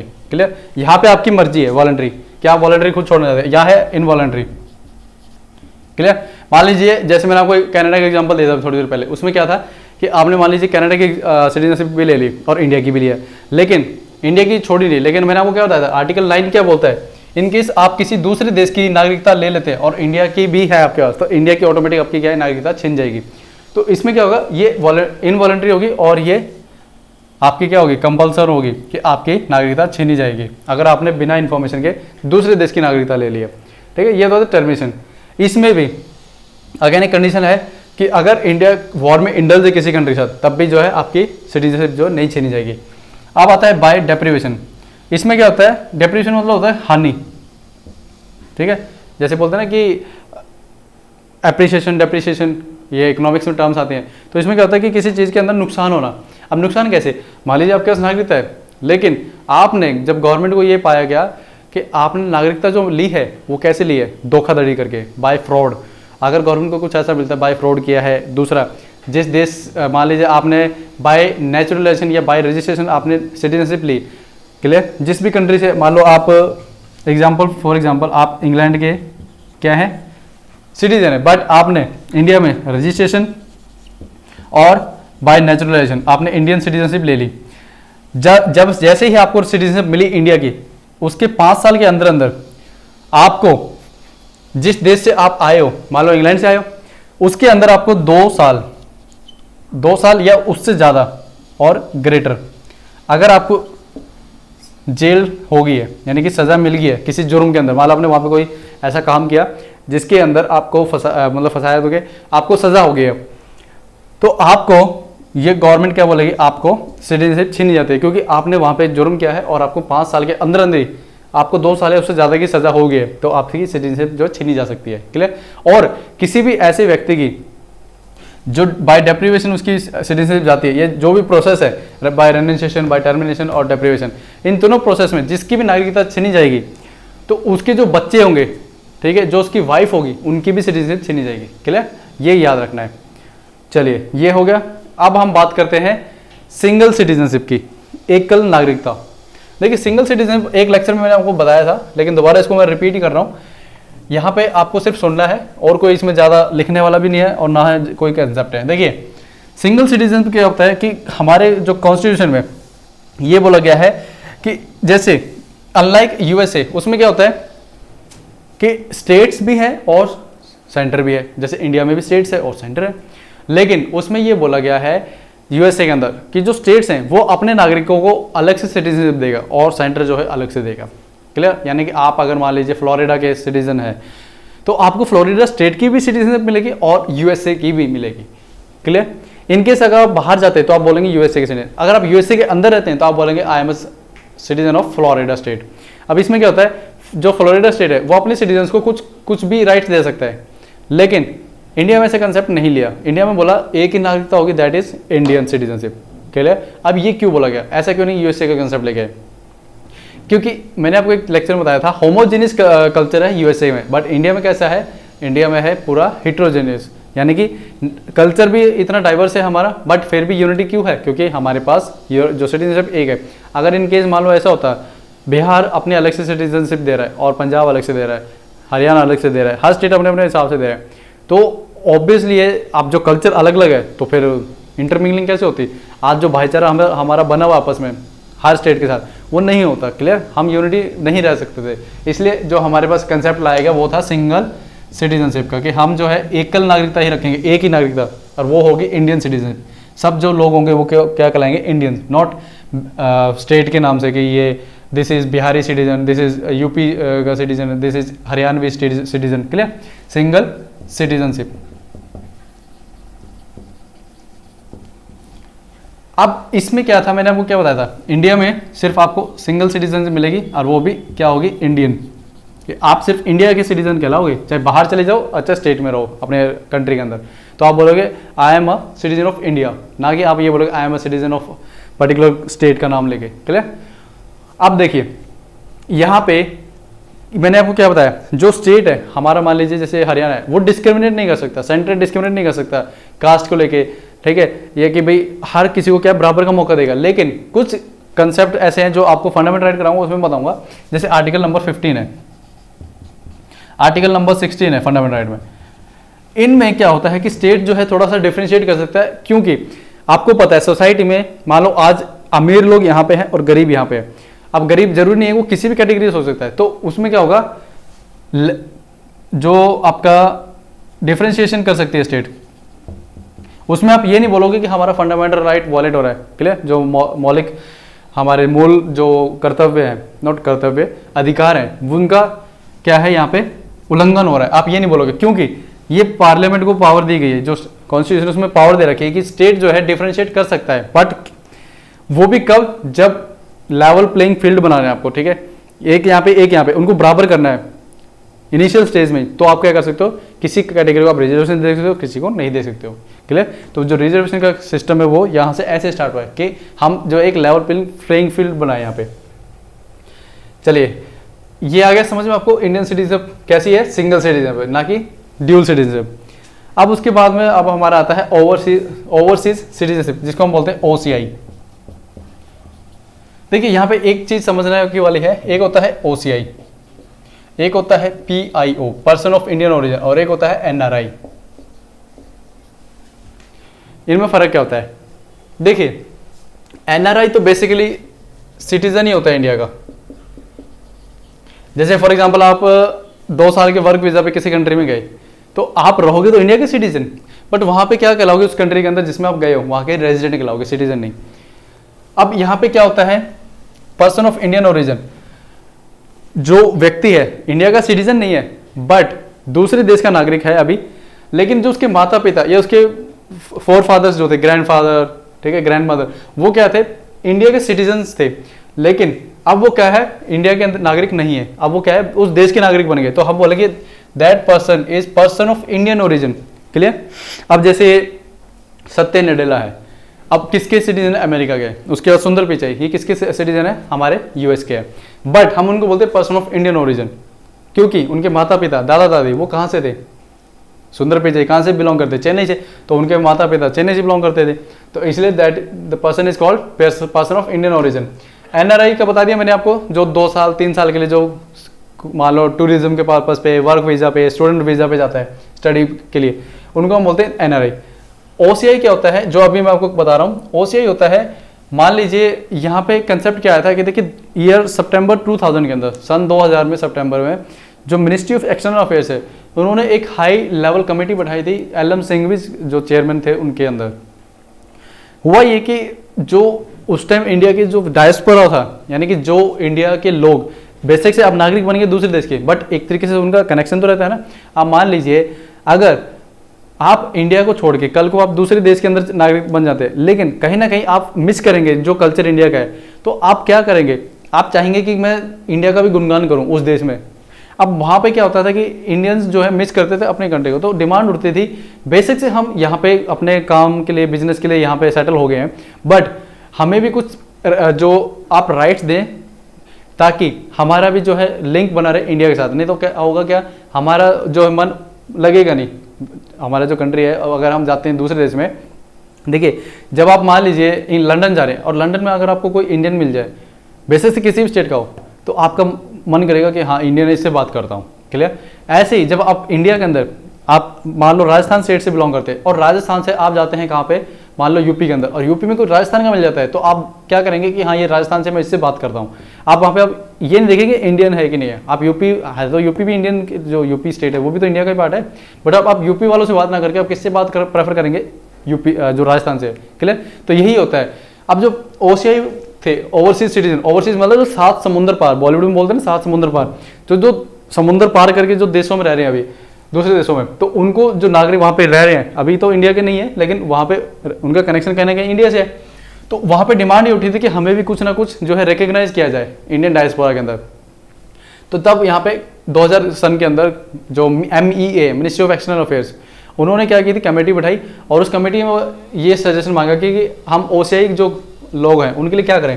तब उन्होंने बोला था कि एक अमेंड करके जो 1955 वाला एक्ट है 1955 में, सिटीजनशिप 1955 एक्ट आया था, इसको आप अमेंड करके एक ड्यूल कंसेप्ट लेके आओ सिटीजनशिप का, जिसमें आप इनको भी जो है एक सिटीजनशिप जैसा दर्जा दे सके।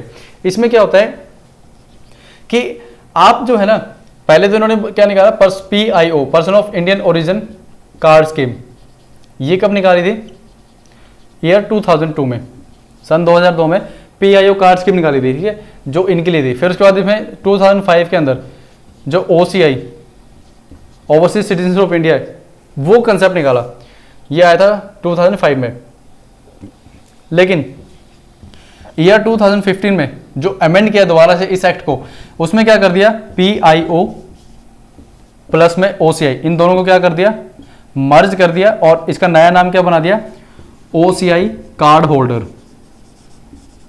OCI कार्ड होल्डर, देखिए overseas citizen of India card holder, ये नाम दे दिया। यानी कि अब पर्सन ऑफ इंडियन ओरिजिन और OCI ऐसा अलग से नहीं है। अब क्या बना दिया, overseas citizen of India card holder, नया नाम दे दिया।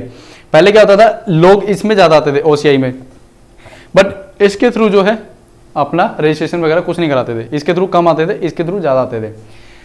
तो अब देखिए ओवरसीज सिटीजनशिप इंडिया के अंदर क्या क्या राइट्स मिलते थे, राइट्स सारे मिलते थे, फाइनेंशियली, इकोनॉमिकली, एजुकेशनली, सारे राइट्स मिलते थे, बट एक चीज को छोड़ के, वो था लैंड परचेज। आप जो है एग्रीकल्चर या प्लांटेशन जो है पेड़ पौधों के लिए, इनके लिए जो है पर्सनल अपनी जो जमीन इंडिया में नहीं खरीद सकते, ठीक है। क्यों? क्योंकि आप ऑलरेडी किसी देश के दूसरे के नागरिक हैं। आप इंडिया के कॉन्स्टिट्यूशन के अकॉर्डिंग इस देश में तभी आप जमीन खरीद सकते जब आप उस देश के नागरिक हैं, क्लियर।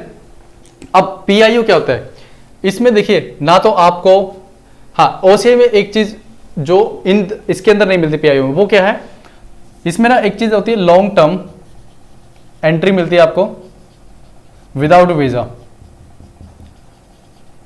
Without visa. जैसे फॉर एग्जांपल आप जर्मनी से, आप अभी जर्मनी के सिटीजनशिप आपको मिली हुई है, आप थे इंडिया के लेकिन आपने जर्मनी के लिए रखे, जर्मनी से आप इंडिया में आना चाहते हैं, क्लियर, इंडिया में आ गए तो आपको वीजा लेने की जरूरत नहीं है अब इंडिया की, क्लियर। आप OCI, अगर आपके पास OCI कार्ड है, क्लियर, और OCI कार्ड है तो आप विदाउट वीज़ा के इंडिया में आ सकते हैं, और कब तक रहेंगे उस पर भी कोई लिमिट नहीं है। लॉन्ग टर्म वीज़ा, यानी विदाउट वीज़ा के आप लॉन्ग टर्म इंडिया में रह सकते हैं, ये है OCI का बेनिफिट। बट PIO में ऐसा नहीं है, क्लियर। NRI में क्या है, NRI में सारे राइट्स मिले हुए हैं, पॉलिटिकल, सिविल राइट्स दोनों मिले हुए, पॉलिटिकल भी और सिविल भी। पॉलिटिकल राइट्स होते हैं जैसे आपको वोटिंग करने का अधिकार हो गया, ठीक है, आपको देश के अंदर राष्ट्रपति का जो इलेक्शन है उसके अंदर खड़े होने का अधिकार मिल गया।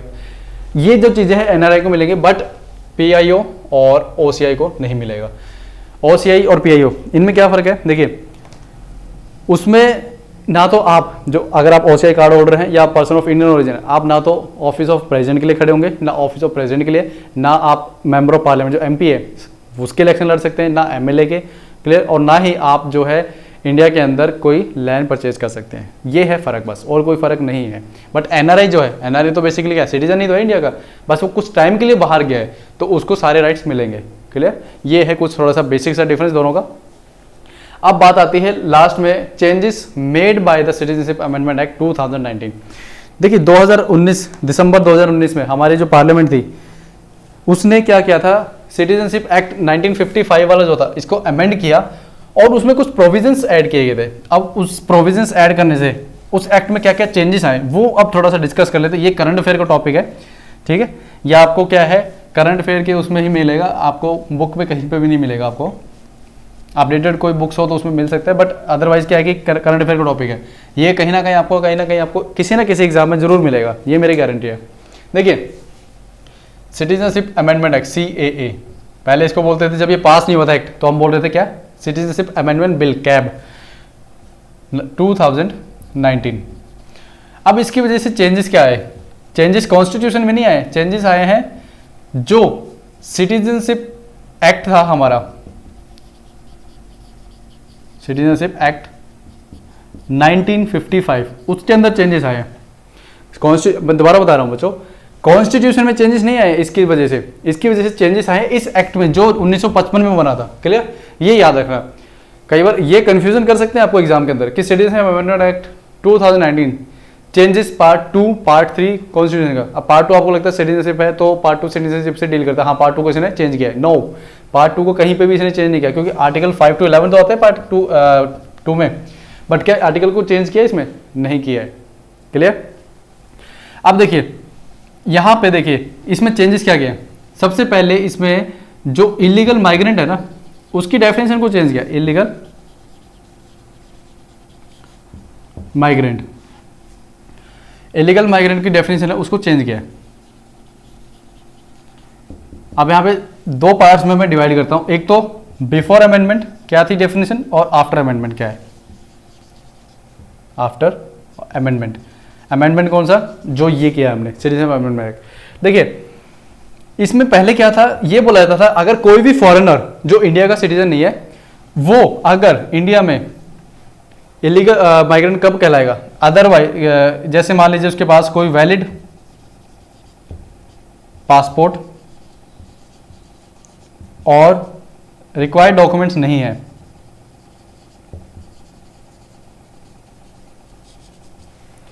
वैलिड पासपोर्ट या रिक्वायर्ड डॉक्यूमेंट्स नहीं है तो हम उसको क्या बोलेंगे, वो इलीगल माइग्रेंट है।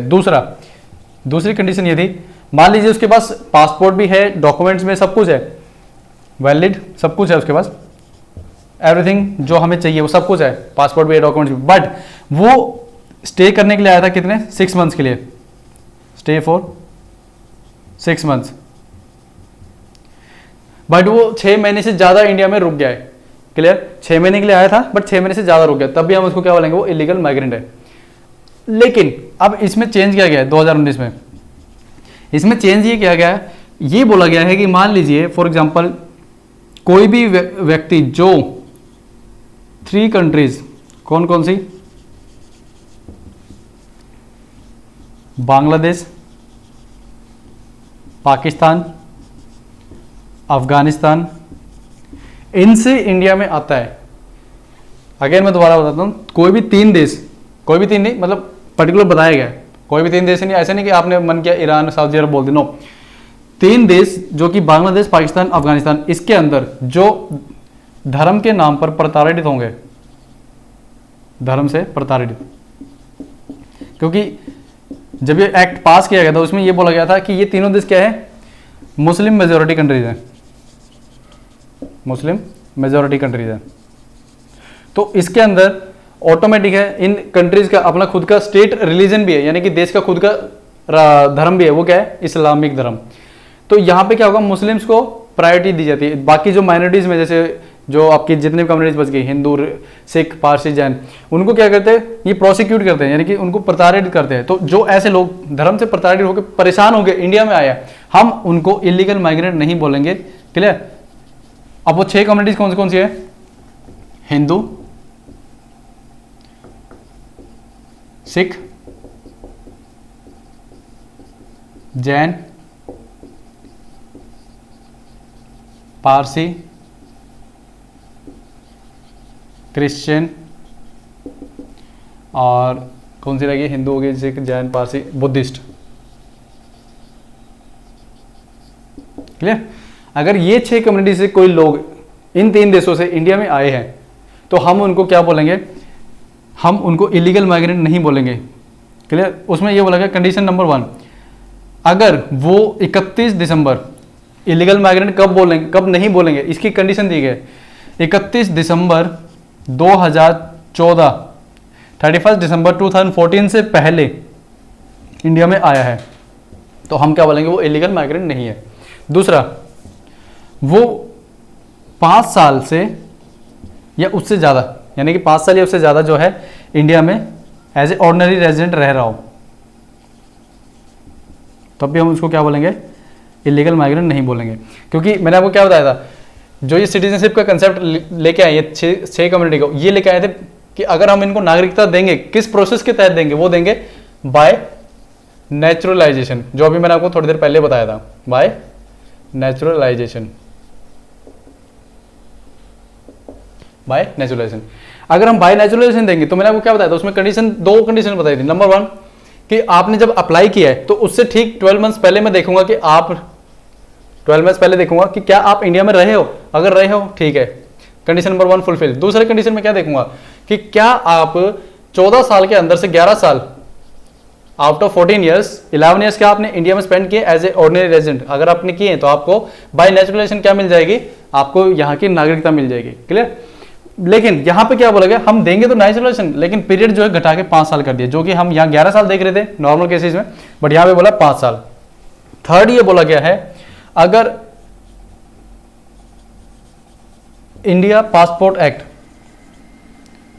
जो 1920 में बना था उसके तहत भी अगर उसको कोई छूट मिली है इन लोगों को, तब भी हम उनको क्या बोलेंगे, वो इलीगल माइग्रेंट नहीं है। क्लियर। आगे बात, तो क्या क्या चेंजेस आए, सबसे पहले जो इलीगल माइग्रेंट थी उसकी डेफिनेशन को चेंज कर दिया उन्होंने, कि पहले क्या था, अगर आपके पास वैलिड डॉक्यूमेंट नहीं है, वीजा नहीं है, पासपोर्ट नहीं है, तो आप क्या इलीगल माइग्रेंट कहलाएंगे। नंबर 2 क्या था, ये बता रहा हूँ, बिफोर अमेंडमेंट से पहले। फिर दूसरे नंबर पर क्या बोला था, अगर आपके डॉक्यूमेंट वैलिड तो है लेकिन आप 6 महीने के लिए आए थे, लेकिन 6 महीने से ज़्यादा रुक गए, तब भी आप इलीगल माइग्रेंट है हमारे देश में। उसके बाद अमेंडमेंट करने के बाद क्या बोला, 3 देशों से जो 6 कम्युनिटी के लोग आ रहे हैं और 31 दिसंबर 2014 से पहले आए तो हम उनको इलीगल माइग्रेंट नहीं बोलेंगे। दूसरा, अगर वो बाय नेचुरलाइजेशन 5 साल का जो 11 साल का पीरियड था हम उसको कम करके 5 साल का करते, अगर 5 साल तक वो इंडिया के अंदर रह रहा है तो हम उसको बोलेंगे आप जो है इंडिया के सिटीजनशिप ले सकते हो। उसके बाद इंडियन पासपोर्ट एक्ट के तहत अगर उसको कोई किसी प्रोविजन के अंदर कंसेशन दिया गया तो भी हम उसको क्या बोलेंगे, वो इलीगल माइग्रेंट नहीं है। और दूसरा चेंज किया गया, जो रेजिडेंसी क्लॉज था, जो मैंने आपको बताया ना 11 साल से 5 साल कर दिया उसको कम करके, तो रेजिडेंसी क्लॉज है उसको भी क्या है, चेंज किया है इन्होंने। अब बात आती है कि ये जो सिटीजनशिप अमेंडमेंट एक्ट है ये कहाँ कहाँ इंप्लीमेंट होगा, क्या पूरे कंट्री में इंप्लीमेंट होगा या कहीं कहीं पार्ट्स में होगा, तो इसका आंसर भी हम अभी करते हैं। थोड़ी देर में रुक जाइए, मैं एक बार इरेज कर देता हूँ इसको।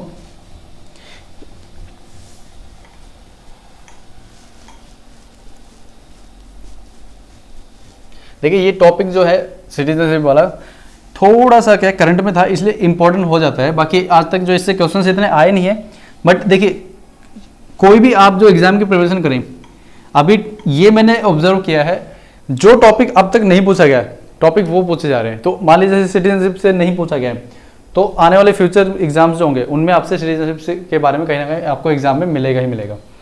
चलिए अब बात करते हैं कि इम्प्लीमेंट कहाँ कहाँ होगा, अप्लाई कहाँ कहाँ होगा, जो 2019 में एक्ट बनाया है अमेंड करके। वो सबसे पहले ये बोला गया है कि जो 6th शेड्यूल के जो स्टेट्स हैं, जो छठी अनुसूची जो है हमारे संविधान में, 6th शेड्यूल के जो स्टेट्स हैं, मैंने आपको जब शेड्यूल्स कराए थे 5th शेड्यूल और 6th शेड्यूल, उसमें क्या होता था 5th शेड्यूल में ऑल इंडिया के अंदर, पूरे भारत के अंदर जितने भी ट्राइबल एरिया हैं वो सारे इंक्लूड होते हैं, बट 4 एक्सेप्ट 4 स्टेट्स। अब ये 4 स्टेट कौन से हैं, वो 6th शेड्यूल में बताया रखा है। कौन कौन सा, आपका यहाँ से आसाम से स्टार्ट होता है, आसाम के नीचे आपका मेघालय के फिर इधर आते हैं नीचे तो आपका आता है त्रिपुरा के ठीक सामने आता है मिजोरम। बोला कि ये जो 4 राज्य हैं वो 6th शेड्यूल में डाला गया है, क्लियर। जो इस स्टेट्स की जो ट्राइबल एरिया है वो 6th शेड्यूल में, तो 2019 में जो एक्ट पास हुआ था उसमें बोला कि जो 6th शेड्यूल स्टेट है उनमें ये लागू नहीं होगा, क्लियर। अब ये 5th शेड्यूल का हमारे यहाँ पे इस एक्ट में कोई काम नहीं है, बट समझाने के लिए मैंने बताया था 5th और 6th शेड्यूल में फर्क क्या है। 5th शेड्यूल और 6th शेड्यूल में दोनों ट्राइबल एरिया को ही डील करता है, बट इसमें 4 राज्यों को डील करता है स्पेशल, और इसमें पूरे all over India accept this 4 states जो मैंने अभी आपको बताया है। दूसरा ये बोला गया कि जो जिन स्टेट्स में ILP है, inner line permit, ILP means inner line permit, ILP inner line permit, और इनर लाइन रेगुलेशन भी बोल देते हैं इसको। इसमें क्या होता है, देखिए 1873 के अंदर ब्रिटिशर्स ने एक एक्ट बनाया था, बंगाल ईस्टर्न फ्रंटियर एक्ट 1873। इस एक्ट में ये बोला गया था जो यहाँ के ईस्ट बंगाल के जो ट्राइबल एरियाज हैं उनकी सेफ्टी के लिए, उनकी प्रोटेक्शन के लिए हम ये एक्ट बना रहे हैं, और आज से जो बाकी कंट्री के जो पार्ट से जो लोग हैं वो इसमें एंटर नहीं करेंगे। अब इसे रीज़न क्या था, देखिए यहाँ के जो सारा एरिया कैसा ट्राइबल है, अगर मान लीजिए वहाँ पे लोकल, मान लो बाकी स्टेट से लोग वहाँ पे जाके सेटल होने लग जाते हैं, तो एक तो उनका कल्चर जो है वो खत्म हो जाएगा, दूसरा जो उनकी एथनिसिटी है उसमें जो है आपको रेशियो में आपको गड़बड़ मिलेगी। तो धीरे धीरे यहाँ पे क्या हुआ, ये कंटिन्यू चला, हमारे देश जब आज़ाद हो गया ILP सिस्टम बोला गया इसको, इनर लाइन परमिट। अब ये बेसिकली कब होता है, मान लीजिए एज ए सिटीजन, ऐसा नहीं कि वो सिटीजन नहीं और मैं भी सिटीजन नहीं हूँ, हम दोनों ही सिटीजन है। अब ये ILP सिस्टम पहली बात तो किस किस स्टेट में है, देखिए अरुणाचल में, मैं सबसे पहले ऊपर से स्टार्ट करता हूँ। देखिए जब भी हम स्टेट्स को पढ़ते हैं ना, आपके दिमाग में इंडिया का मैप क्लिक हो जाना चाहिए। सबसे पहले नॉर्थ ईस्ट का जब मैप देखते हैं तो ऊपर से अरुणाचल प्रदेश आता है, अरुणाचल प्रदेश में इंप्लीमेंट होगा, ठीक है। नागालैंड में भी आएगा ILP सिस्टम, मणिपुर और मिजोरम, इन 4 जो स्टेट्स हैं इनमें ILP है। अभी मेघालय ने भी रेजोल्यूशन पास किया था अपनी असेंबली में, लेकिन उसमें अभी से स्टार्ट नहीं हुआ है। अरुणाचल प्रदेश, नागालैंड, मणिपुर, मिजोरम। अब देखिए इसको याद कैसे रखोगे, अगर आप नॉर्थ ईस्ट का मैप देखोगे इंडिया के अंदर तो सबसे पहले आपको दिखता है ऊपर अरुणाचल आता है, अरुणाचल के नीचे नागालैंड के नीचे मणिपुर और फिर मिजोरम। अब इसको याद कैसे रखोगे, अरुणाचल प्रदेश के नीचे है नाग हमेशा क्या रखता है अपने पास, मनी। अरुणाचल प्रदेश के नीचे नाग रखता है अपने पास मनी, और मनी जो है वो मिजोरम में है, क्लियर। देखो अरुणाचल प्रदेश, नाग से नागालैंड, मणिपुर, मनी से मणिपुर और मिजोरम एज इट इज, आपको याद रहेगा। कुछ नहीं है, 4 ही स्टेट है, अगर आप वैसे याद रख सकते हो। बाकी जस्ट एक ट्रिक, कई बार क्या होता है बच्चों के माइंड में होता है इसको याद कैसे रखें, इतना सारा फैक्चुअल डेटा हो गया, कोई वो नहीं है। ILP सिस्टम एक ट्रेंड देखो, आपके जो नॉर्थ ईस्ट के सबसे इधर वाला आपका जो कहते हैं ना एक्सट्रीम, अगर मान लो मैं ये मैप बनाता हूँ तो ये जो पार्ट है आपका जिसमें अरुणाचल प्रदेश भी आ गया, नागालैंड भी आ गया, मणिपुर भी आ गया, मिजोरम हो गया, ये जो 4 राज्य ऐसे आते हैं इसके अंदर ILP सिस्टम है। उसके बाद जो मैंने आपको क्या बताया था 5th शेड्यूल, अगर मैं नॉर्थ ईस्ट का मैप बनाता हूं यहाँ पे, ठीक है, तो ये जो 4 राज्य है इनको छोड़ दो आप, ठीक है, इधर वाले। अब इधर से बात करते हैं, ये आसाम आता है ऊपर, यहाँ पे आसाम, उसके नीचे ठीक नीचे यहाँ पे मेघालय, फिर यहाँ पे आता है त्रिपुरा, और त्रिपुरा के सामने वाला ये है मिजोरम। यानी ऊपर नीचे, यानी कि क्या, आसाम और मेघालय ऊपर नीचे दोनों में है, और आमने सामने इन दोनों में, बस ऐसे याद रख लो, और कोई ज़्यादा वो नहीं है चीज़ों को। क्या होता है, आप देखो हर स्टूडेंट जो है अपने हिसाब से याद रखता है, तो जैसे मैंने याद रखा मैंने आपको बता दिया, बाकी आपकी मर्जी आप कैसे याद रख सकते हैं इसको। तो ये जो 4 राज्य हैं, अरुणाचल प्रदेश, नागालैंड, मणिपुर, मिजोरम, इनमें क्या है, आईएलपी सिस्टम है। अब आईएलपी सिस्टम क्या है, बेसिकली मान लो मैं एज ए सिटीजन, मेरा मन है मैं नॉर्थ ईस्ट में घूम के आऊँ, आप जा सकते हो, बट आपको पहले रजिस्ट्रेशन कराना पड़ेगा। क्लियर, वहाँ की जो गवर्नमेंट है, अथॉरिटी है, वहाँ पे आपको ऑनलाइन रजिस्ट्रेशन कराना होगा, वो आपको अप्रूवल देंगे और आपको बताना होगा कितने दिन के लिए आप वहाँ पे घूमना चाहते हैं। उसके बाद जो है अगर आप उससे ज़्यादा रुकते हैं तो आपको फाइन लगेगा और आपको वहाँ की अथॉरिटी बाहर निकाल देगी। क्लियर, ये है कुछ कंसेप्ट, बस और कोई नहीं है। तो यहाँ पे ये बोला गया था कि जो 6 शेड्यूल स्टेट्स है उसमें नहीं लगेगा, जो आईएलपी वाले स्टेट्स हैं उनमें नहीं लगेगा। 2019 में जब एक्ट बना था तो मणिपुर आईएलपी के अंदर नहीं आता था, इनर लाइन परमिट में नहीं आता था। ये 2019 में बोला गया मणिपुर भी हम इंक्लूड करते हैं। क्लियर, चलिए ये तो कुछ था कंसेप्ट जो कि हमारा सिटीजनशिप से रिलेटेड था। अब मैं आपको दिखाऊंगा जो हमारा कॉन्स्टिट्यूशन है उसकी जो कॉपी है उसके अंदर क्या है वो बता देता हूँ। देखिए यहाँ पे हमारा टॉपिक खत्म हो गया। क्लियर, अभी आपको मैं एक बार जो कॉन्स्टिट्यूशन के अंदर क्या है वो दिखा देता हूँ। देखिए ये आपको हिंदी में दिख रहा है, एक बार मैं इसको इंग्लिश में भी कर देता हूँ। पहले इंग्लिश में पढ़ेंगे, जस्ट ए सेकेंड। देखिए सिटीजनशिप पार्ट 2 के अंदर आता है, आर्टिकल नंबर 5 क्या कह रहा है, citizenship eight the commencement of the constitution. देखो मैंने आपको क्या बताया था कि जब संविधान बना था 26 जनवरी 1950 के अंदर, तो उसमें क्या बोला गया था, देखिए एक मिनट, जब संविधान बना था उसमें क्या बोला गया था, उसमें सिर्फ ये बताया कि जब संविधान लागू होगा उस टाइम नागरिक कौन होंगे वो बता रखा है, लेकिन कैसे प्राप्त होगी और कैसे छीनी जाएगी वो नहीं बता रखा है। तो वही अभी आप मैं बता रहा हूँ कि कौन कौन जो सिटीजन होगा वो हम अब देखते हैं। ये अभी मैंने आपको बोर्ड पे नहीं बताया था, वो इसलिए क्योंकि मैं आपको इसी के थ्रू समझा दूंगा। देखिए ये बताया गया कि जब संविधान लागू होगा, आर्टिकल नंबर 5 अपने स्क्रीन पे देखिए, citizenship eight the commencement of the constitution, जब देश के अंदर संविधान लागू होगा उस टाइम कौन कौन सिटीजनशिप के लिए हकदार होगा, देखते हैं। At the commencement of this constitution every person, हर वो व्यक्ति who has his domicile in the country of India, जो देश के अंदर मतलब अपना रिहाइश कर रहा हो, के लिए उस टाइम रह रहा हो, who was born in the territory of India. अब इसमें कंडीशन दे रखी है, जो डोमिसाइल इंडिया के अंदर रह रहा हो, लेकिन दूसरा उसका इंडिया की टेरिटरी के अंदर जन्म हुआ। अब टेरिटरी ऐसा नहीं कि जो स्टेट है वही आएगा, इसमें आपका यूटी भी आ जाएगा। क्लियर, जैसे अंडमान हो गया, पुडुचेरी हो गया, ये भी आ जाएंगे। दूसरा, either of whose parent was born in territory of India, या तो उसका खुद का जन्म इंडिया में हुआ हो या फिर उसके दोनों माता पिता में से किसी एक का इंडिया में जन्म हुआ हो।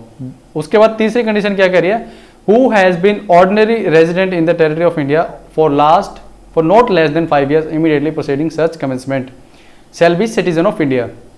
देखिए अगर कोई भी व्यक्ति जो इंडिया की टेरिटरी में रह रहा है लेकिन पिछले 5 साल से जो है इंडिया के अंदर रह रहा हो एज ऑर्डिनरी रेजिडेंट, वो भी क्या कहलाएगा, आपका इंडियन रेजिडेंट।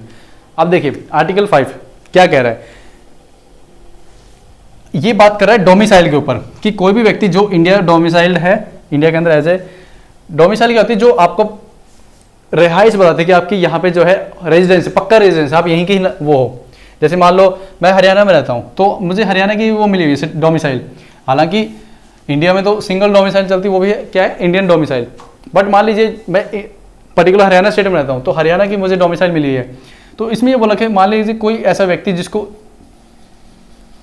इंडियन डोमिसाइल मिली हुई है, क्लियर, उसके अंदर इसमें ये बोला गया है उसका खुद का जन्म, हिज ओन बर्थ, यानी जिस व्यक्ति की मैं बात कर रहा हूँ उसका खुद का जन्म इंडिया में हुआ हो, इंडिया की किसी भी टेरिटरी के अंदर, चाहे वो यूटी हो, स्टेट हो। दूसरा, अगर उसका खुद का जन्म नहीं हो तो ईदर या तो कोई भी माता या उसके पिता, उनमें से किसी का भी एक का जन्म जो है इंडिया की टेरिटरी में हुआ हो, या फिर मान लो ये दोनों कंडीशन फुलफिल नहीं करता। ये चीज याद रखना, यहाँ पे ना और है, ये और या ये कंडीशन फुलफिल करे या फिर ये। देखिए एक बार मैं दिखा देता हूं आपको, यहां पे और लगा हुआ है। अगर ए के अंदर देखेंगे आर्टिकल नंबर 5 का ए, इसमें ना लास्ट में देखो और लिखा हुआ है, बी में भी देखो और लिखा हुआ है। तो इसका मतलब क्या है, आपको सारी कंडीशन फुलफिल नहीं करनी है, या तो आप खुद का जो आपका जन्म है आपकी इंडिया की टेरिटरी में हुआ हो, या फिर आपके माता पिता में से कोई एक भारत के नागरिक हो, या फिर ये भी फुलफिल नहीं हो रही, ये भी फुलफिल नहीं हो रही। तो तीसरी कंडीशन ये बोलती है आप जब देश के अंदर संविधान लागू हुआ उससे 5 साल पहले से आप क्या हो, देश में रह रहे हो, देश में रह रहे हो as a ordinary resident, clear, सामान्य निवासी के तौर पे। तो आपको क्या बोलेंगे, हम इंडियन सिटीजन बोलेंगे। ये क्या है, किसके अंदर आ रहा है, ये आर्टिकल नंबर 5। क्लियर। अब मैंने आपको स्टार्टिंग में क्यों नहीं समझाया, स्टार्टिंग में इसलिए नहीं समझाया ताकि आपको मैं कॉन्स्टिट्यूशन की लैंग्वेज भी समझाता चलूं, प्लस में आपको साथ के साथ बोर्ड पे भी, अगर जहां मुझे लगेगा समझाने की बात है तो मैं आपको बोर्ड पे भी समझा देता हूं। चलिए अब हम देखते हैं इसको एक बार हिंदी में भी, कि हिंदी में क्या बोलता है।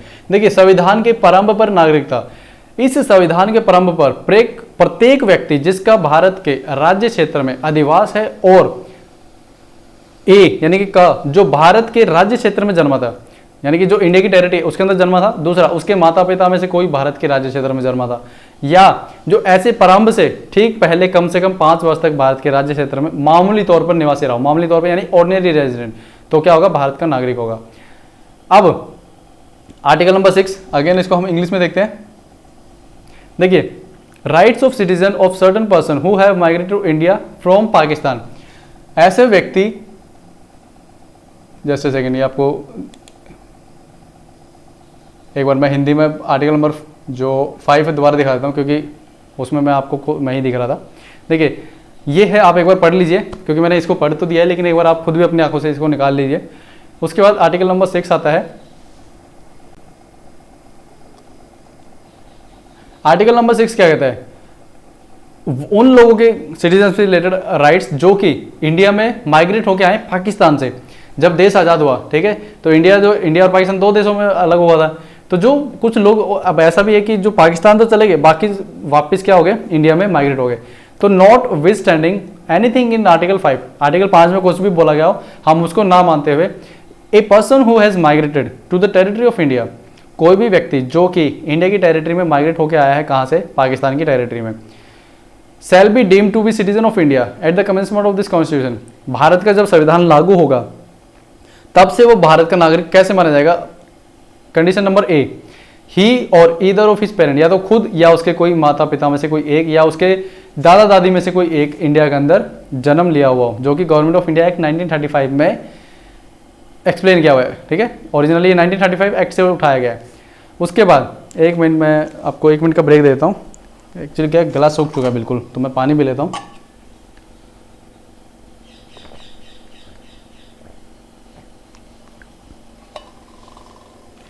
चलिए, उसके बाद सेकंड कंडीशन क्या करी है पार्ट इसके अंदर B, in the case where such person has so migrated before the 19th day of July 1948, अगर कोई व्यक्ति 19 जुलाई 1948 से पहले माइग्रेट होकर आया है, तो he has been ordinary resident in the territory of India since the date of his migration, जब से उसने माइग्रेशन किया, यानी कि पाकिस्तान से जब से वो इंडिया में आया है, और डेट बता रखी है जुलाई 1948, अगर जुलाई यहाँ पे 19 जुलाई आएगी, ठीक है, 19 जुलाई 1948 से पहले अगर वो आ गया, और आने से जब से उसने माइग्रेशन किया है और उसके ठीक जब तक देश का संविधान लागू हुआ है, वो क्या है, इंडिया के अंदर एज ए ऑर्डिनरी रेजिडेंट रह रहा है, तो हम उसको क्या बोलेंगे, इंडियन सिटीजनशिप दे देंगे।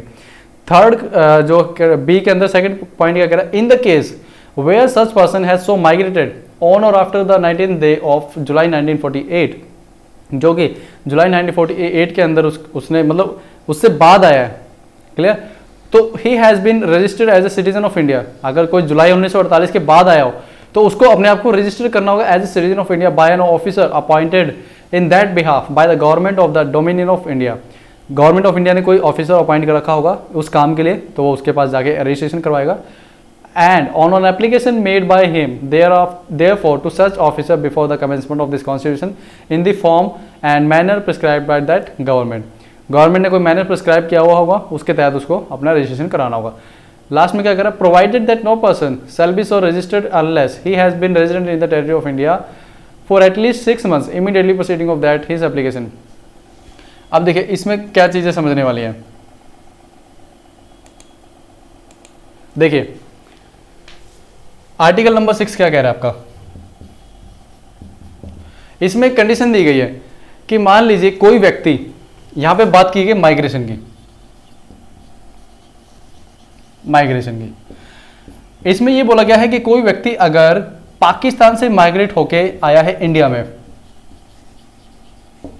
क्लियर, पाकिस्तान से माइग्रेट होके गया है इंडिया में, तो इसमें यह बोला गया है कि मान लीजिए अगर वो माइग्रेट होके गया है, तो इसमें डेट दी गई है 19 जुलाई 1948 से पहले अगर वो आया है, पहले यानी इस डेट से पहले आ गया माइग्रेट होके, मान लो जैसे देश आज़ाद हो तो 15 अगस्त 1947, लेकिन 19 जुलाई 1948 से पहले ही आ गया माइग्रेट होके, तो जब से वो माइग्रेट करके आया इस डेट से लेकर के, और जब तक उसने सिटीजनशिप के लिए हकदार नहीं हुआ तब तक वो as a ordinary resident India में रह रहा हो।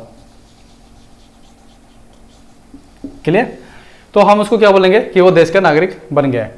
दूसरा, अगर वो बाद में आया है, यानी कि इस डेट के बाद में आया, तो उसको अपने आप को रजिस्टर कराना होगा as a citizenship, as a citizen of India, और उसके लिए फॉर्म जो है गवर्नमेंट ऑफ इंडिया ने एक ऑफिसर अपॉइंट कर रखा होगा, और जो है आपको उसके बाद जाकर रजिस्ट्रेशन कराना होगा। ये है इसमें कुछ प्रोसीजर जो बताया गया है। उसके बाद आपको इसमें और कुछ याद रखने की जरूरत नहीं है, और लास्ट में ये बोला कि अगर आप ऐसा कुछ करते हैं तो उसके लिए आपको मिनिमम 6 मंथ्स जो है इंडिया में स्पेंड किए होने होंगे। मान लीजिए जैसे उसने 19 जुलाई 1948 को एप्लीकेशन लगा दी, तो 19 जुलाई से पहले आपको 6 महीने दिखाना होगा कि आप इंडिया में रहे हो। बस ये इसमें बताया गया आर्टिकल नंबर 6 में। कोई डाउट इसमें? चलिए, मुझे नहीं लगता आपको कोई डाउट होगा इसमें। अभी नेक्स्ट देखते हैं इसको। एक बार मैं बच्चों को हिंदी में और दिखा देता हूं, ताकि ये देखिए, पाकिस्तान से भारत को प्रव्रजन करने वाले कुछ व्यक्तियों के नागरिकता के अधिकार, अनुच्छेद 5 में से किसी बात के होते हुए भी, अब ये देखो क्या बोला है, आर्टिकल नंबर 5 में कुछ भी बोला गया उसमें उसको हम एक बार इसको नजरअंदाज करते हैं, थोड़ी देर के लिए साइड रखते हैं। जो भी हमने कुछ बोला है उसको थोड़ी देर के लिए बात साइड में रखते हैं। कोई व्यक्ति जिसने ऐसे राज्य क्षेत्र से जो इस समय पाकिस्तान के अंतर्गत है, भारत के राज्य क्षेत्र को प्रवर्जन किया है, इस संविधान के परम पर भारत का नागरिक समझा जाएगा यदि वह अथवा उसके माता पिता में से कोई एक या अन्य उसके पितामह यानी कि दादा दादी, पितामही या मातामह और मातामही यानी नाना नानी, यानी कि ग्रैंडफादर में दोनों इंक्लूड हो गए, दादा दादी और माता जो नाना नानी है वो भी, मूल रूप से यथा अधिनियमित भारत शासन अधिनियम 1935 में परिभाषित भारत में जन्मा था। उसके बाद फर्स्ट इसका पॉइंट क्या कह रहा है, जबकि वो व्यक्ति ऐसा जिसने 19 जुलाई 1948, देखिए यहाँ पे डेट मेंशन है, लेकिन इंग्लिश वाले में शायद यहाँ डेट मेंशन नहीं की हुई है। हाँ, जुलाई 1948 लिखा हुआ है, बट यहाँ डेट मेंशन नहीं की हुई है, बट हिंदी वाले में आपको डेट मेंशन है 19 जुलाई 1948 से पहले इस प्रकार प्रोविजन किया है। तब यदि उसने अपने प्रोविजन की तारीख से भारत के राज्य क्षेत्र में मामूली तौर से निवासी रह रहा हो। सेकंड पॉइंट करें, जबकि वो व्यक्ति ऐसा जिसने 19 जुलाई 1948 को या उसके पश्चात इस प्रकार प्रोविजन किया, तब यदि वे नागरिकता प्राप्ति के लिए भारत डोमिनियन की सरकार द्वारा विहित प्रारूप में और रीति से उसके द्वारा इस संविधान के प्रारंभ से पहले ऐसे अधिकारी को जिसे उस सरकार ने इस प्रयोजन के लिए नियुक्त किया हो, आवेदन किए जाने पर उस अधिकारी द्वारा भारत को नागरिक रजिस्ट्रीकृत कर लिया गया हो। परंतु यदि कोई व्यक्ति अपने आवेदन की तारीख से ठीक पहले कम से कम 6 मास भारत के राज्य क्षेत्र में निवासी रहा हो तो वह इस प्रकार रजिस्ट्रीकृत नहीं किया जाएगा। क्लियर? अब आर्टिकल नंबर 7, एक बार इंग्लिश में आ जाते हैं हम। Rights of citizenship of certain migrants to Pakistan. अब देखिए, कोई व्यक्ति जो इंडिया से पाकिस्तान में माइग्रेट कर गया लेकिन उसके बाद वो वापस इंडिया में आ गया, तो उसके क्या राइट्स रहेंगे? आर्टिकल नंबर 7 क्या बोलते हैं, देखिए, note with standing anything in article 5 and 6।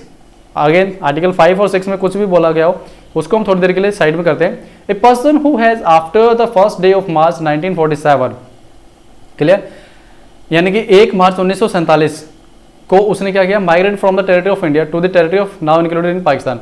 1 मार्च 1947 को माइग्रेट कर गया पाकिस्तान में, और उसके बाद उसको क्या बोलेंगे हम, shall not be deemed to be citizen of India provided, अब एक कंडीशन यहाँ पे की थी, provided that nothing in this article shall apply to a person who after having so migrated to the territory of now included in Pakistan, जो पाकिस्तान चला गया था लेकिन has return to the territory of India, but वो वापस जो है India के राज्य क्षेत्र में आ गया, टेरिटरी में आ गया, under a permit for resettlement of or permanent return issued by under the authority of any law, and every such person shall be for the purpose of clause B of article 6 be deemed to have migrated to the territory of India after the 19th day of July 1948।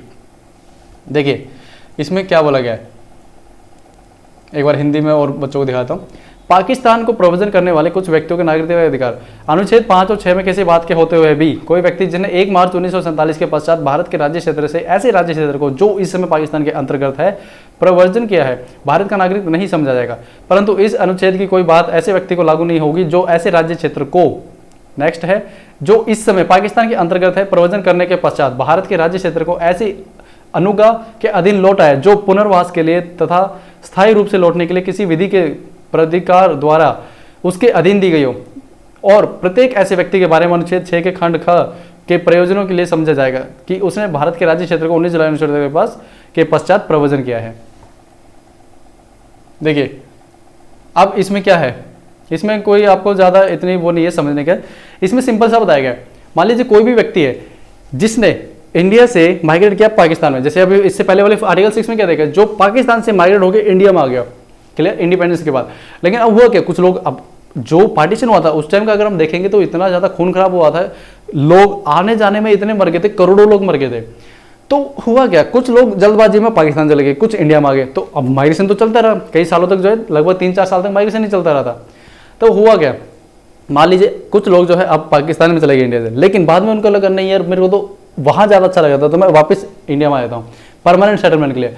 तो ऐसे लोगों को क्या है, हमने citizenship दी है, clear, ये इसमें बता रखा है। और इसमें ज़्यादा कुछ नहीं है, सिर्फ मैंने आपको लैंग्वेज समझाने के लिए आपको मैंने क्या दिया है, आपको ये जो कॉन्स्टिट्यूशन की कॉपी आपके स्क्रीन पे दिखाई है, इनकेस ताकि एक बार आपके जब कहते हैं ना कि माइंड से कॉन्स्टिट्यूशन की कॉपी निकल जाए, उसकी लैंग्वेज क्या है, तो आपको कोई ज़्यादा दिक्कत नहीं आएगी। अब हम देखते हैं नेक्स्ट जो है हमारा कॉन्स्टिट्यूशन क्या कह रहा है। देखिए आर्टिकल नंबर 8 क्या कह रहा है, rights of citizenship of certain person of Indian origin residing outside India. मान लीजिए कुछ ऐसे व्यक्ति जो इंडिया से बाहर रह रहे हैं बट इंडियन ओरिजिन के हैं, तो उनके भी कुछ राइट्स होंगे सिटीजनशिप के लिए। ये क्या कह रहा है, notwithstanding anything in article 5। अब अपनी स्क्रीन पे आपको साथ के साथ क्या देखते चलना है, मैं बोल रहा हूँ आपको सिर्फ सुनना है। Notwithstanding anything in article 5, any person who और ईदर ऑफ हुज पेरेंट्स और any of whose grandparents were born in India as defined in government of India act 1935 as original enacted and who is ordinarily residing in any country outside India as so defined shall be deemed to be a citizen of India if, अब यहाँ पे condition दी है, if he has been registered as a citizen of India by the diplomatic or consular representative of India in the country where he is for the time being residing or on an application made by him thereafter to such diplomatic or consular representative। देखिए हिंदी में दिखा देता हूँ, उसके बाद मैं आपको थोड़ा सा इसको बोर्ड पे समझा दूंगा।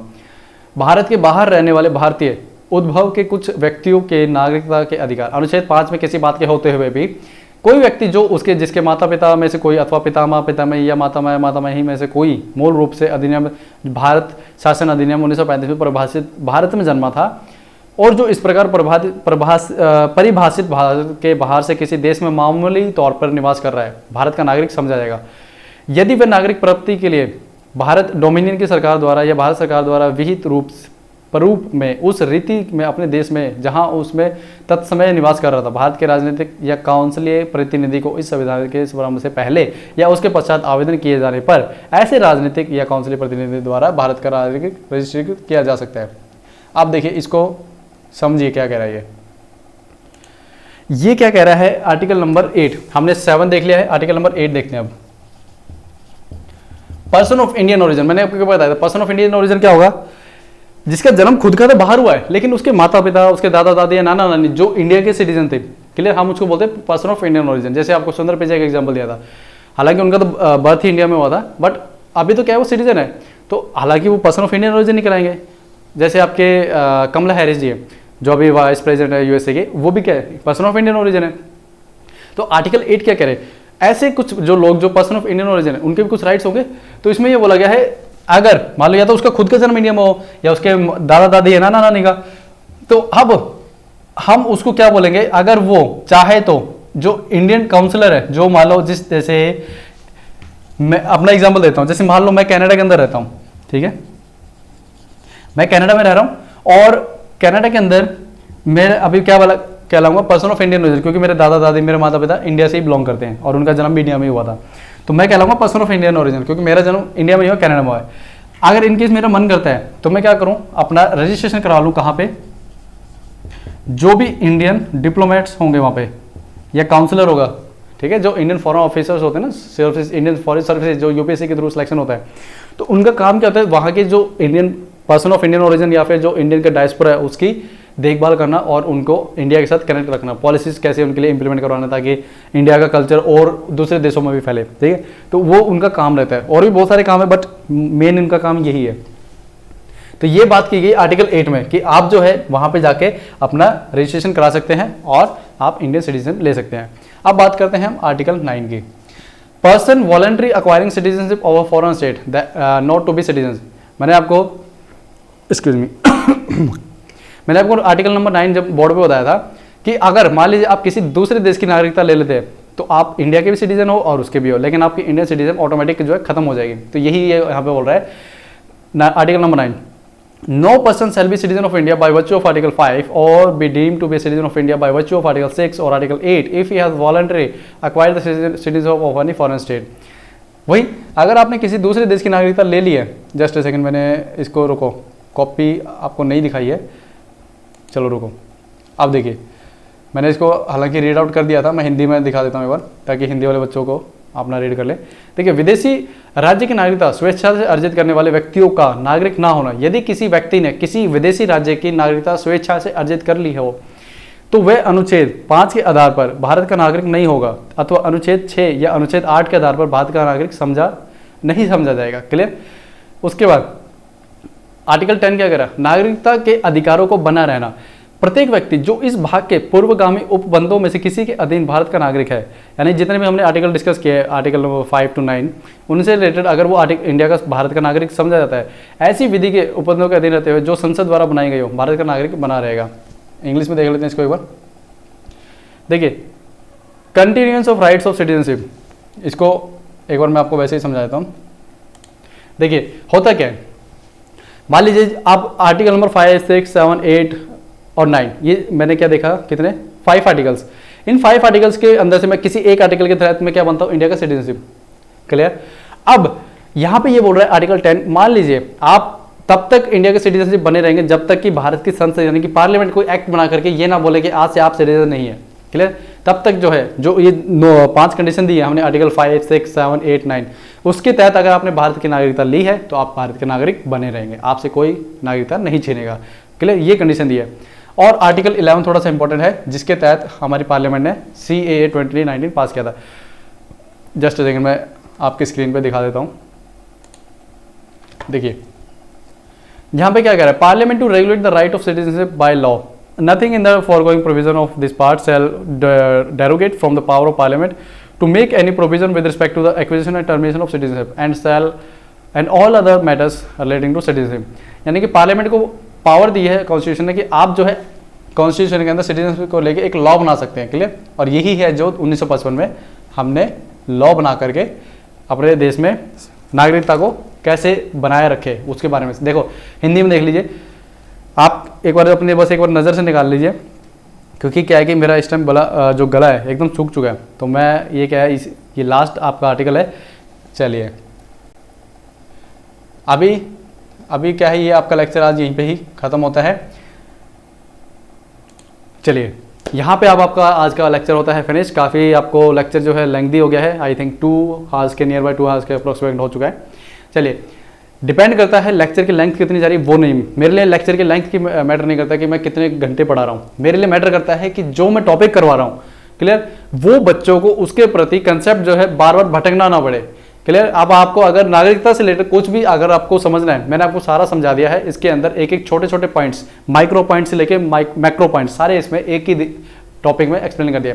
इसमें मैंने आपका करंट अफेयर भी इंक्लूड कर लिया था, ठीक है, जिसमें आपका CA 2019 डिक्लेयर कर दिया है। अब इसमें CA 2019 में मैंने एक पॉइंट डिस्कस नहीं किया, वो ये कि क्या ये आर्टिकल 14, 15 जो हमारे फंडामेंटल राइट्स उसको वायलेट करते हैं, ये हम डिस्कस करेंगे हमारे नेक्स्ट जो सब्सिक्वेंट लेक्चर्स होंगे फंडामेंटल राइट्स के उसके अंदर, क्योंकि वहाँ पे भी इसको मैं डिस्कस करूँगा, तब आपको बताऊँगा कि क्या वायलेट करता है या नहीं करता है। उसमें इंडियन गवर्नमेंट का स्टैंड क्या है वो भी डिस्कस करेंगे। चलिए आज का लेक्चर यहीं पे करता हूँ मैं समाप्त। चलिए उसके बाद अब आपको मिलता हूँ मैं अपने नेक्स्ट लेक्चर में।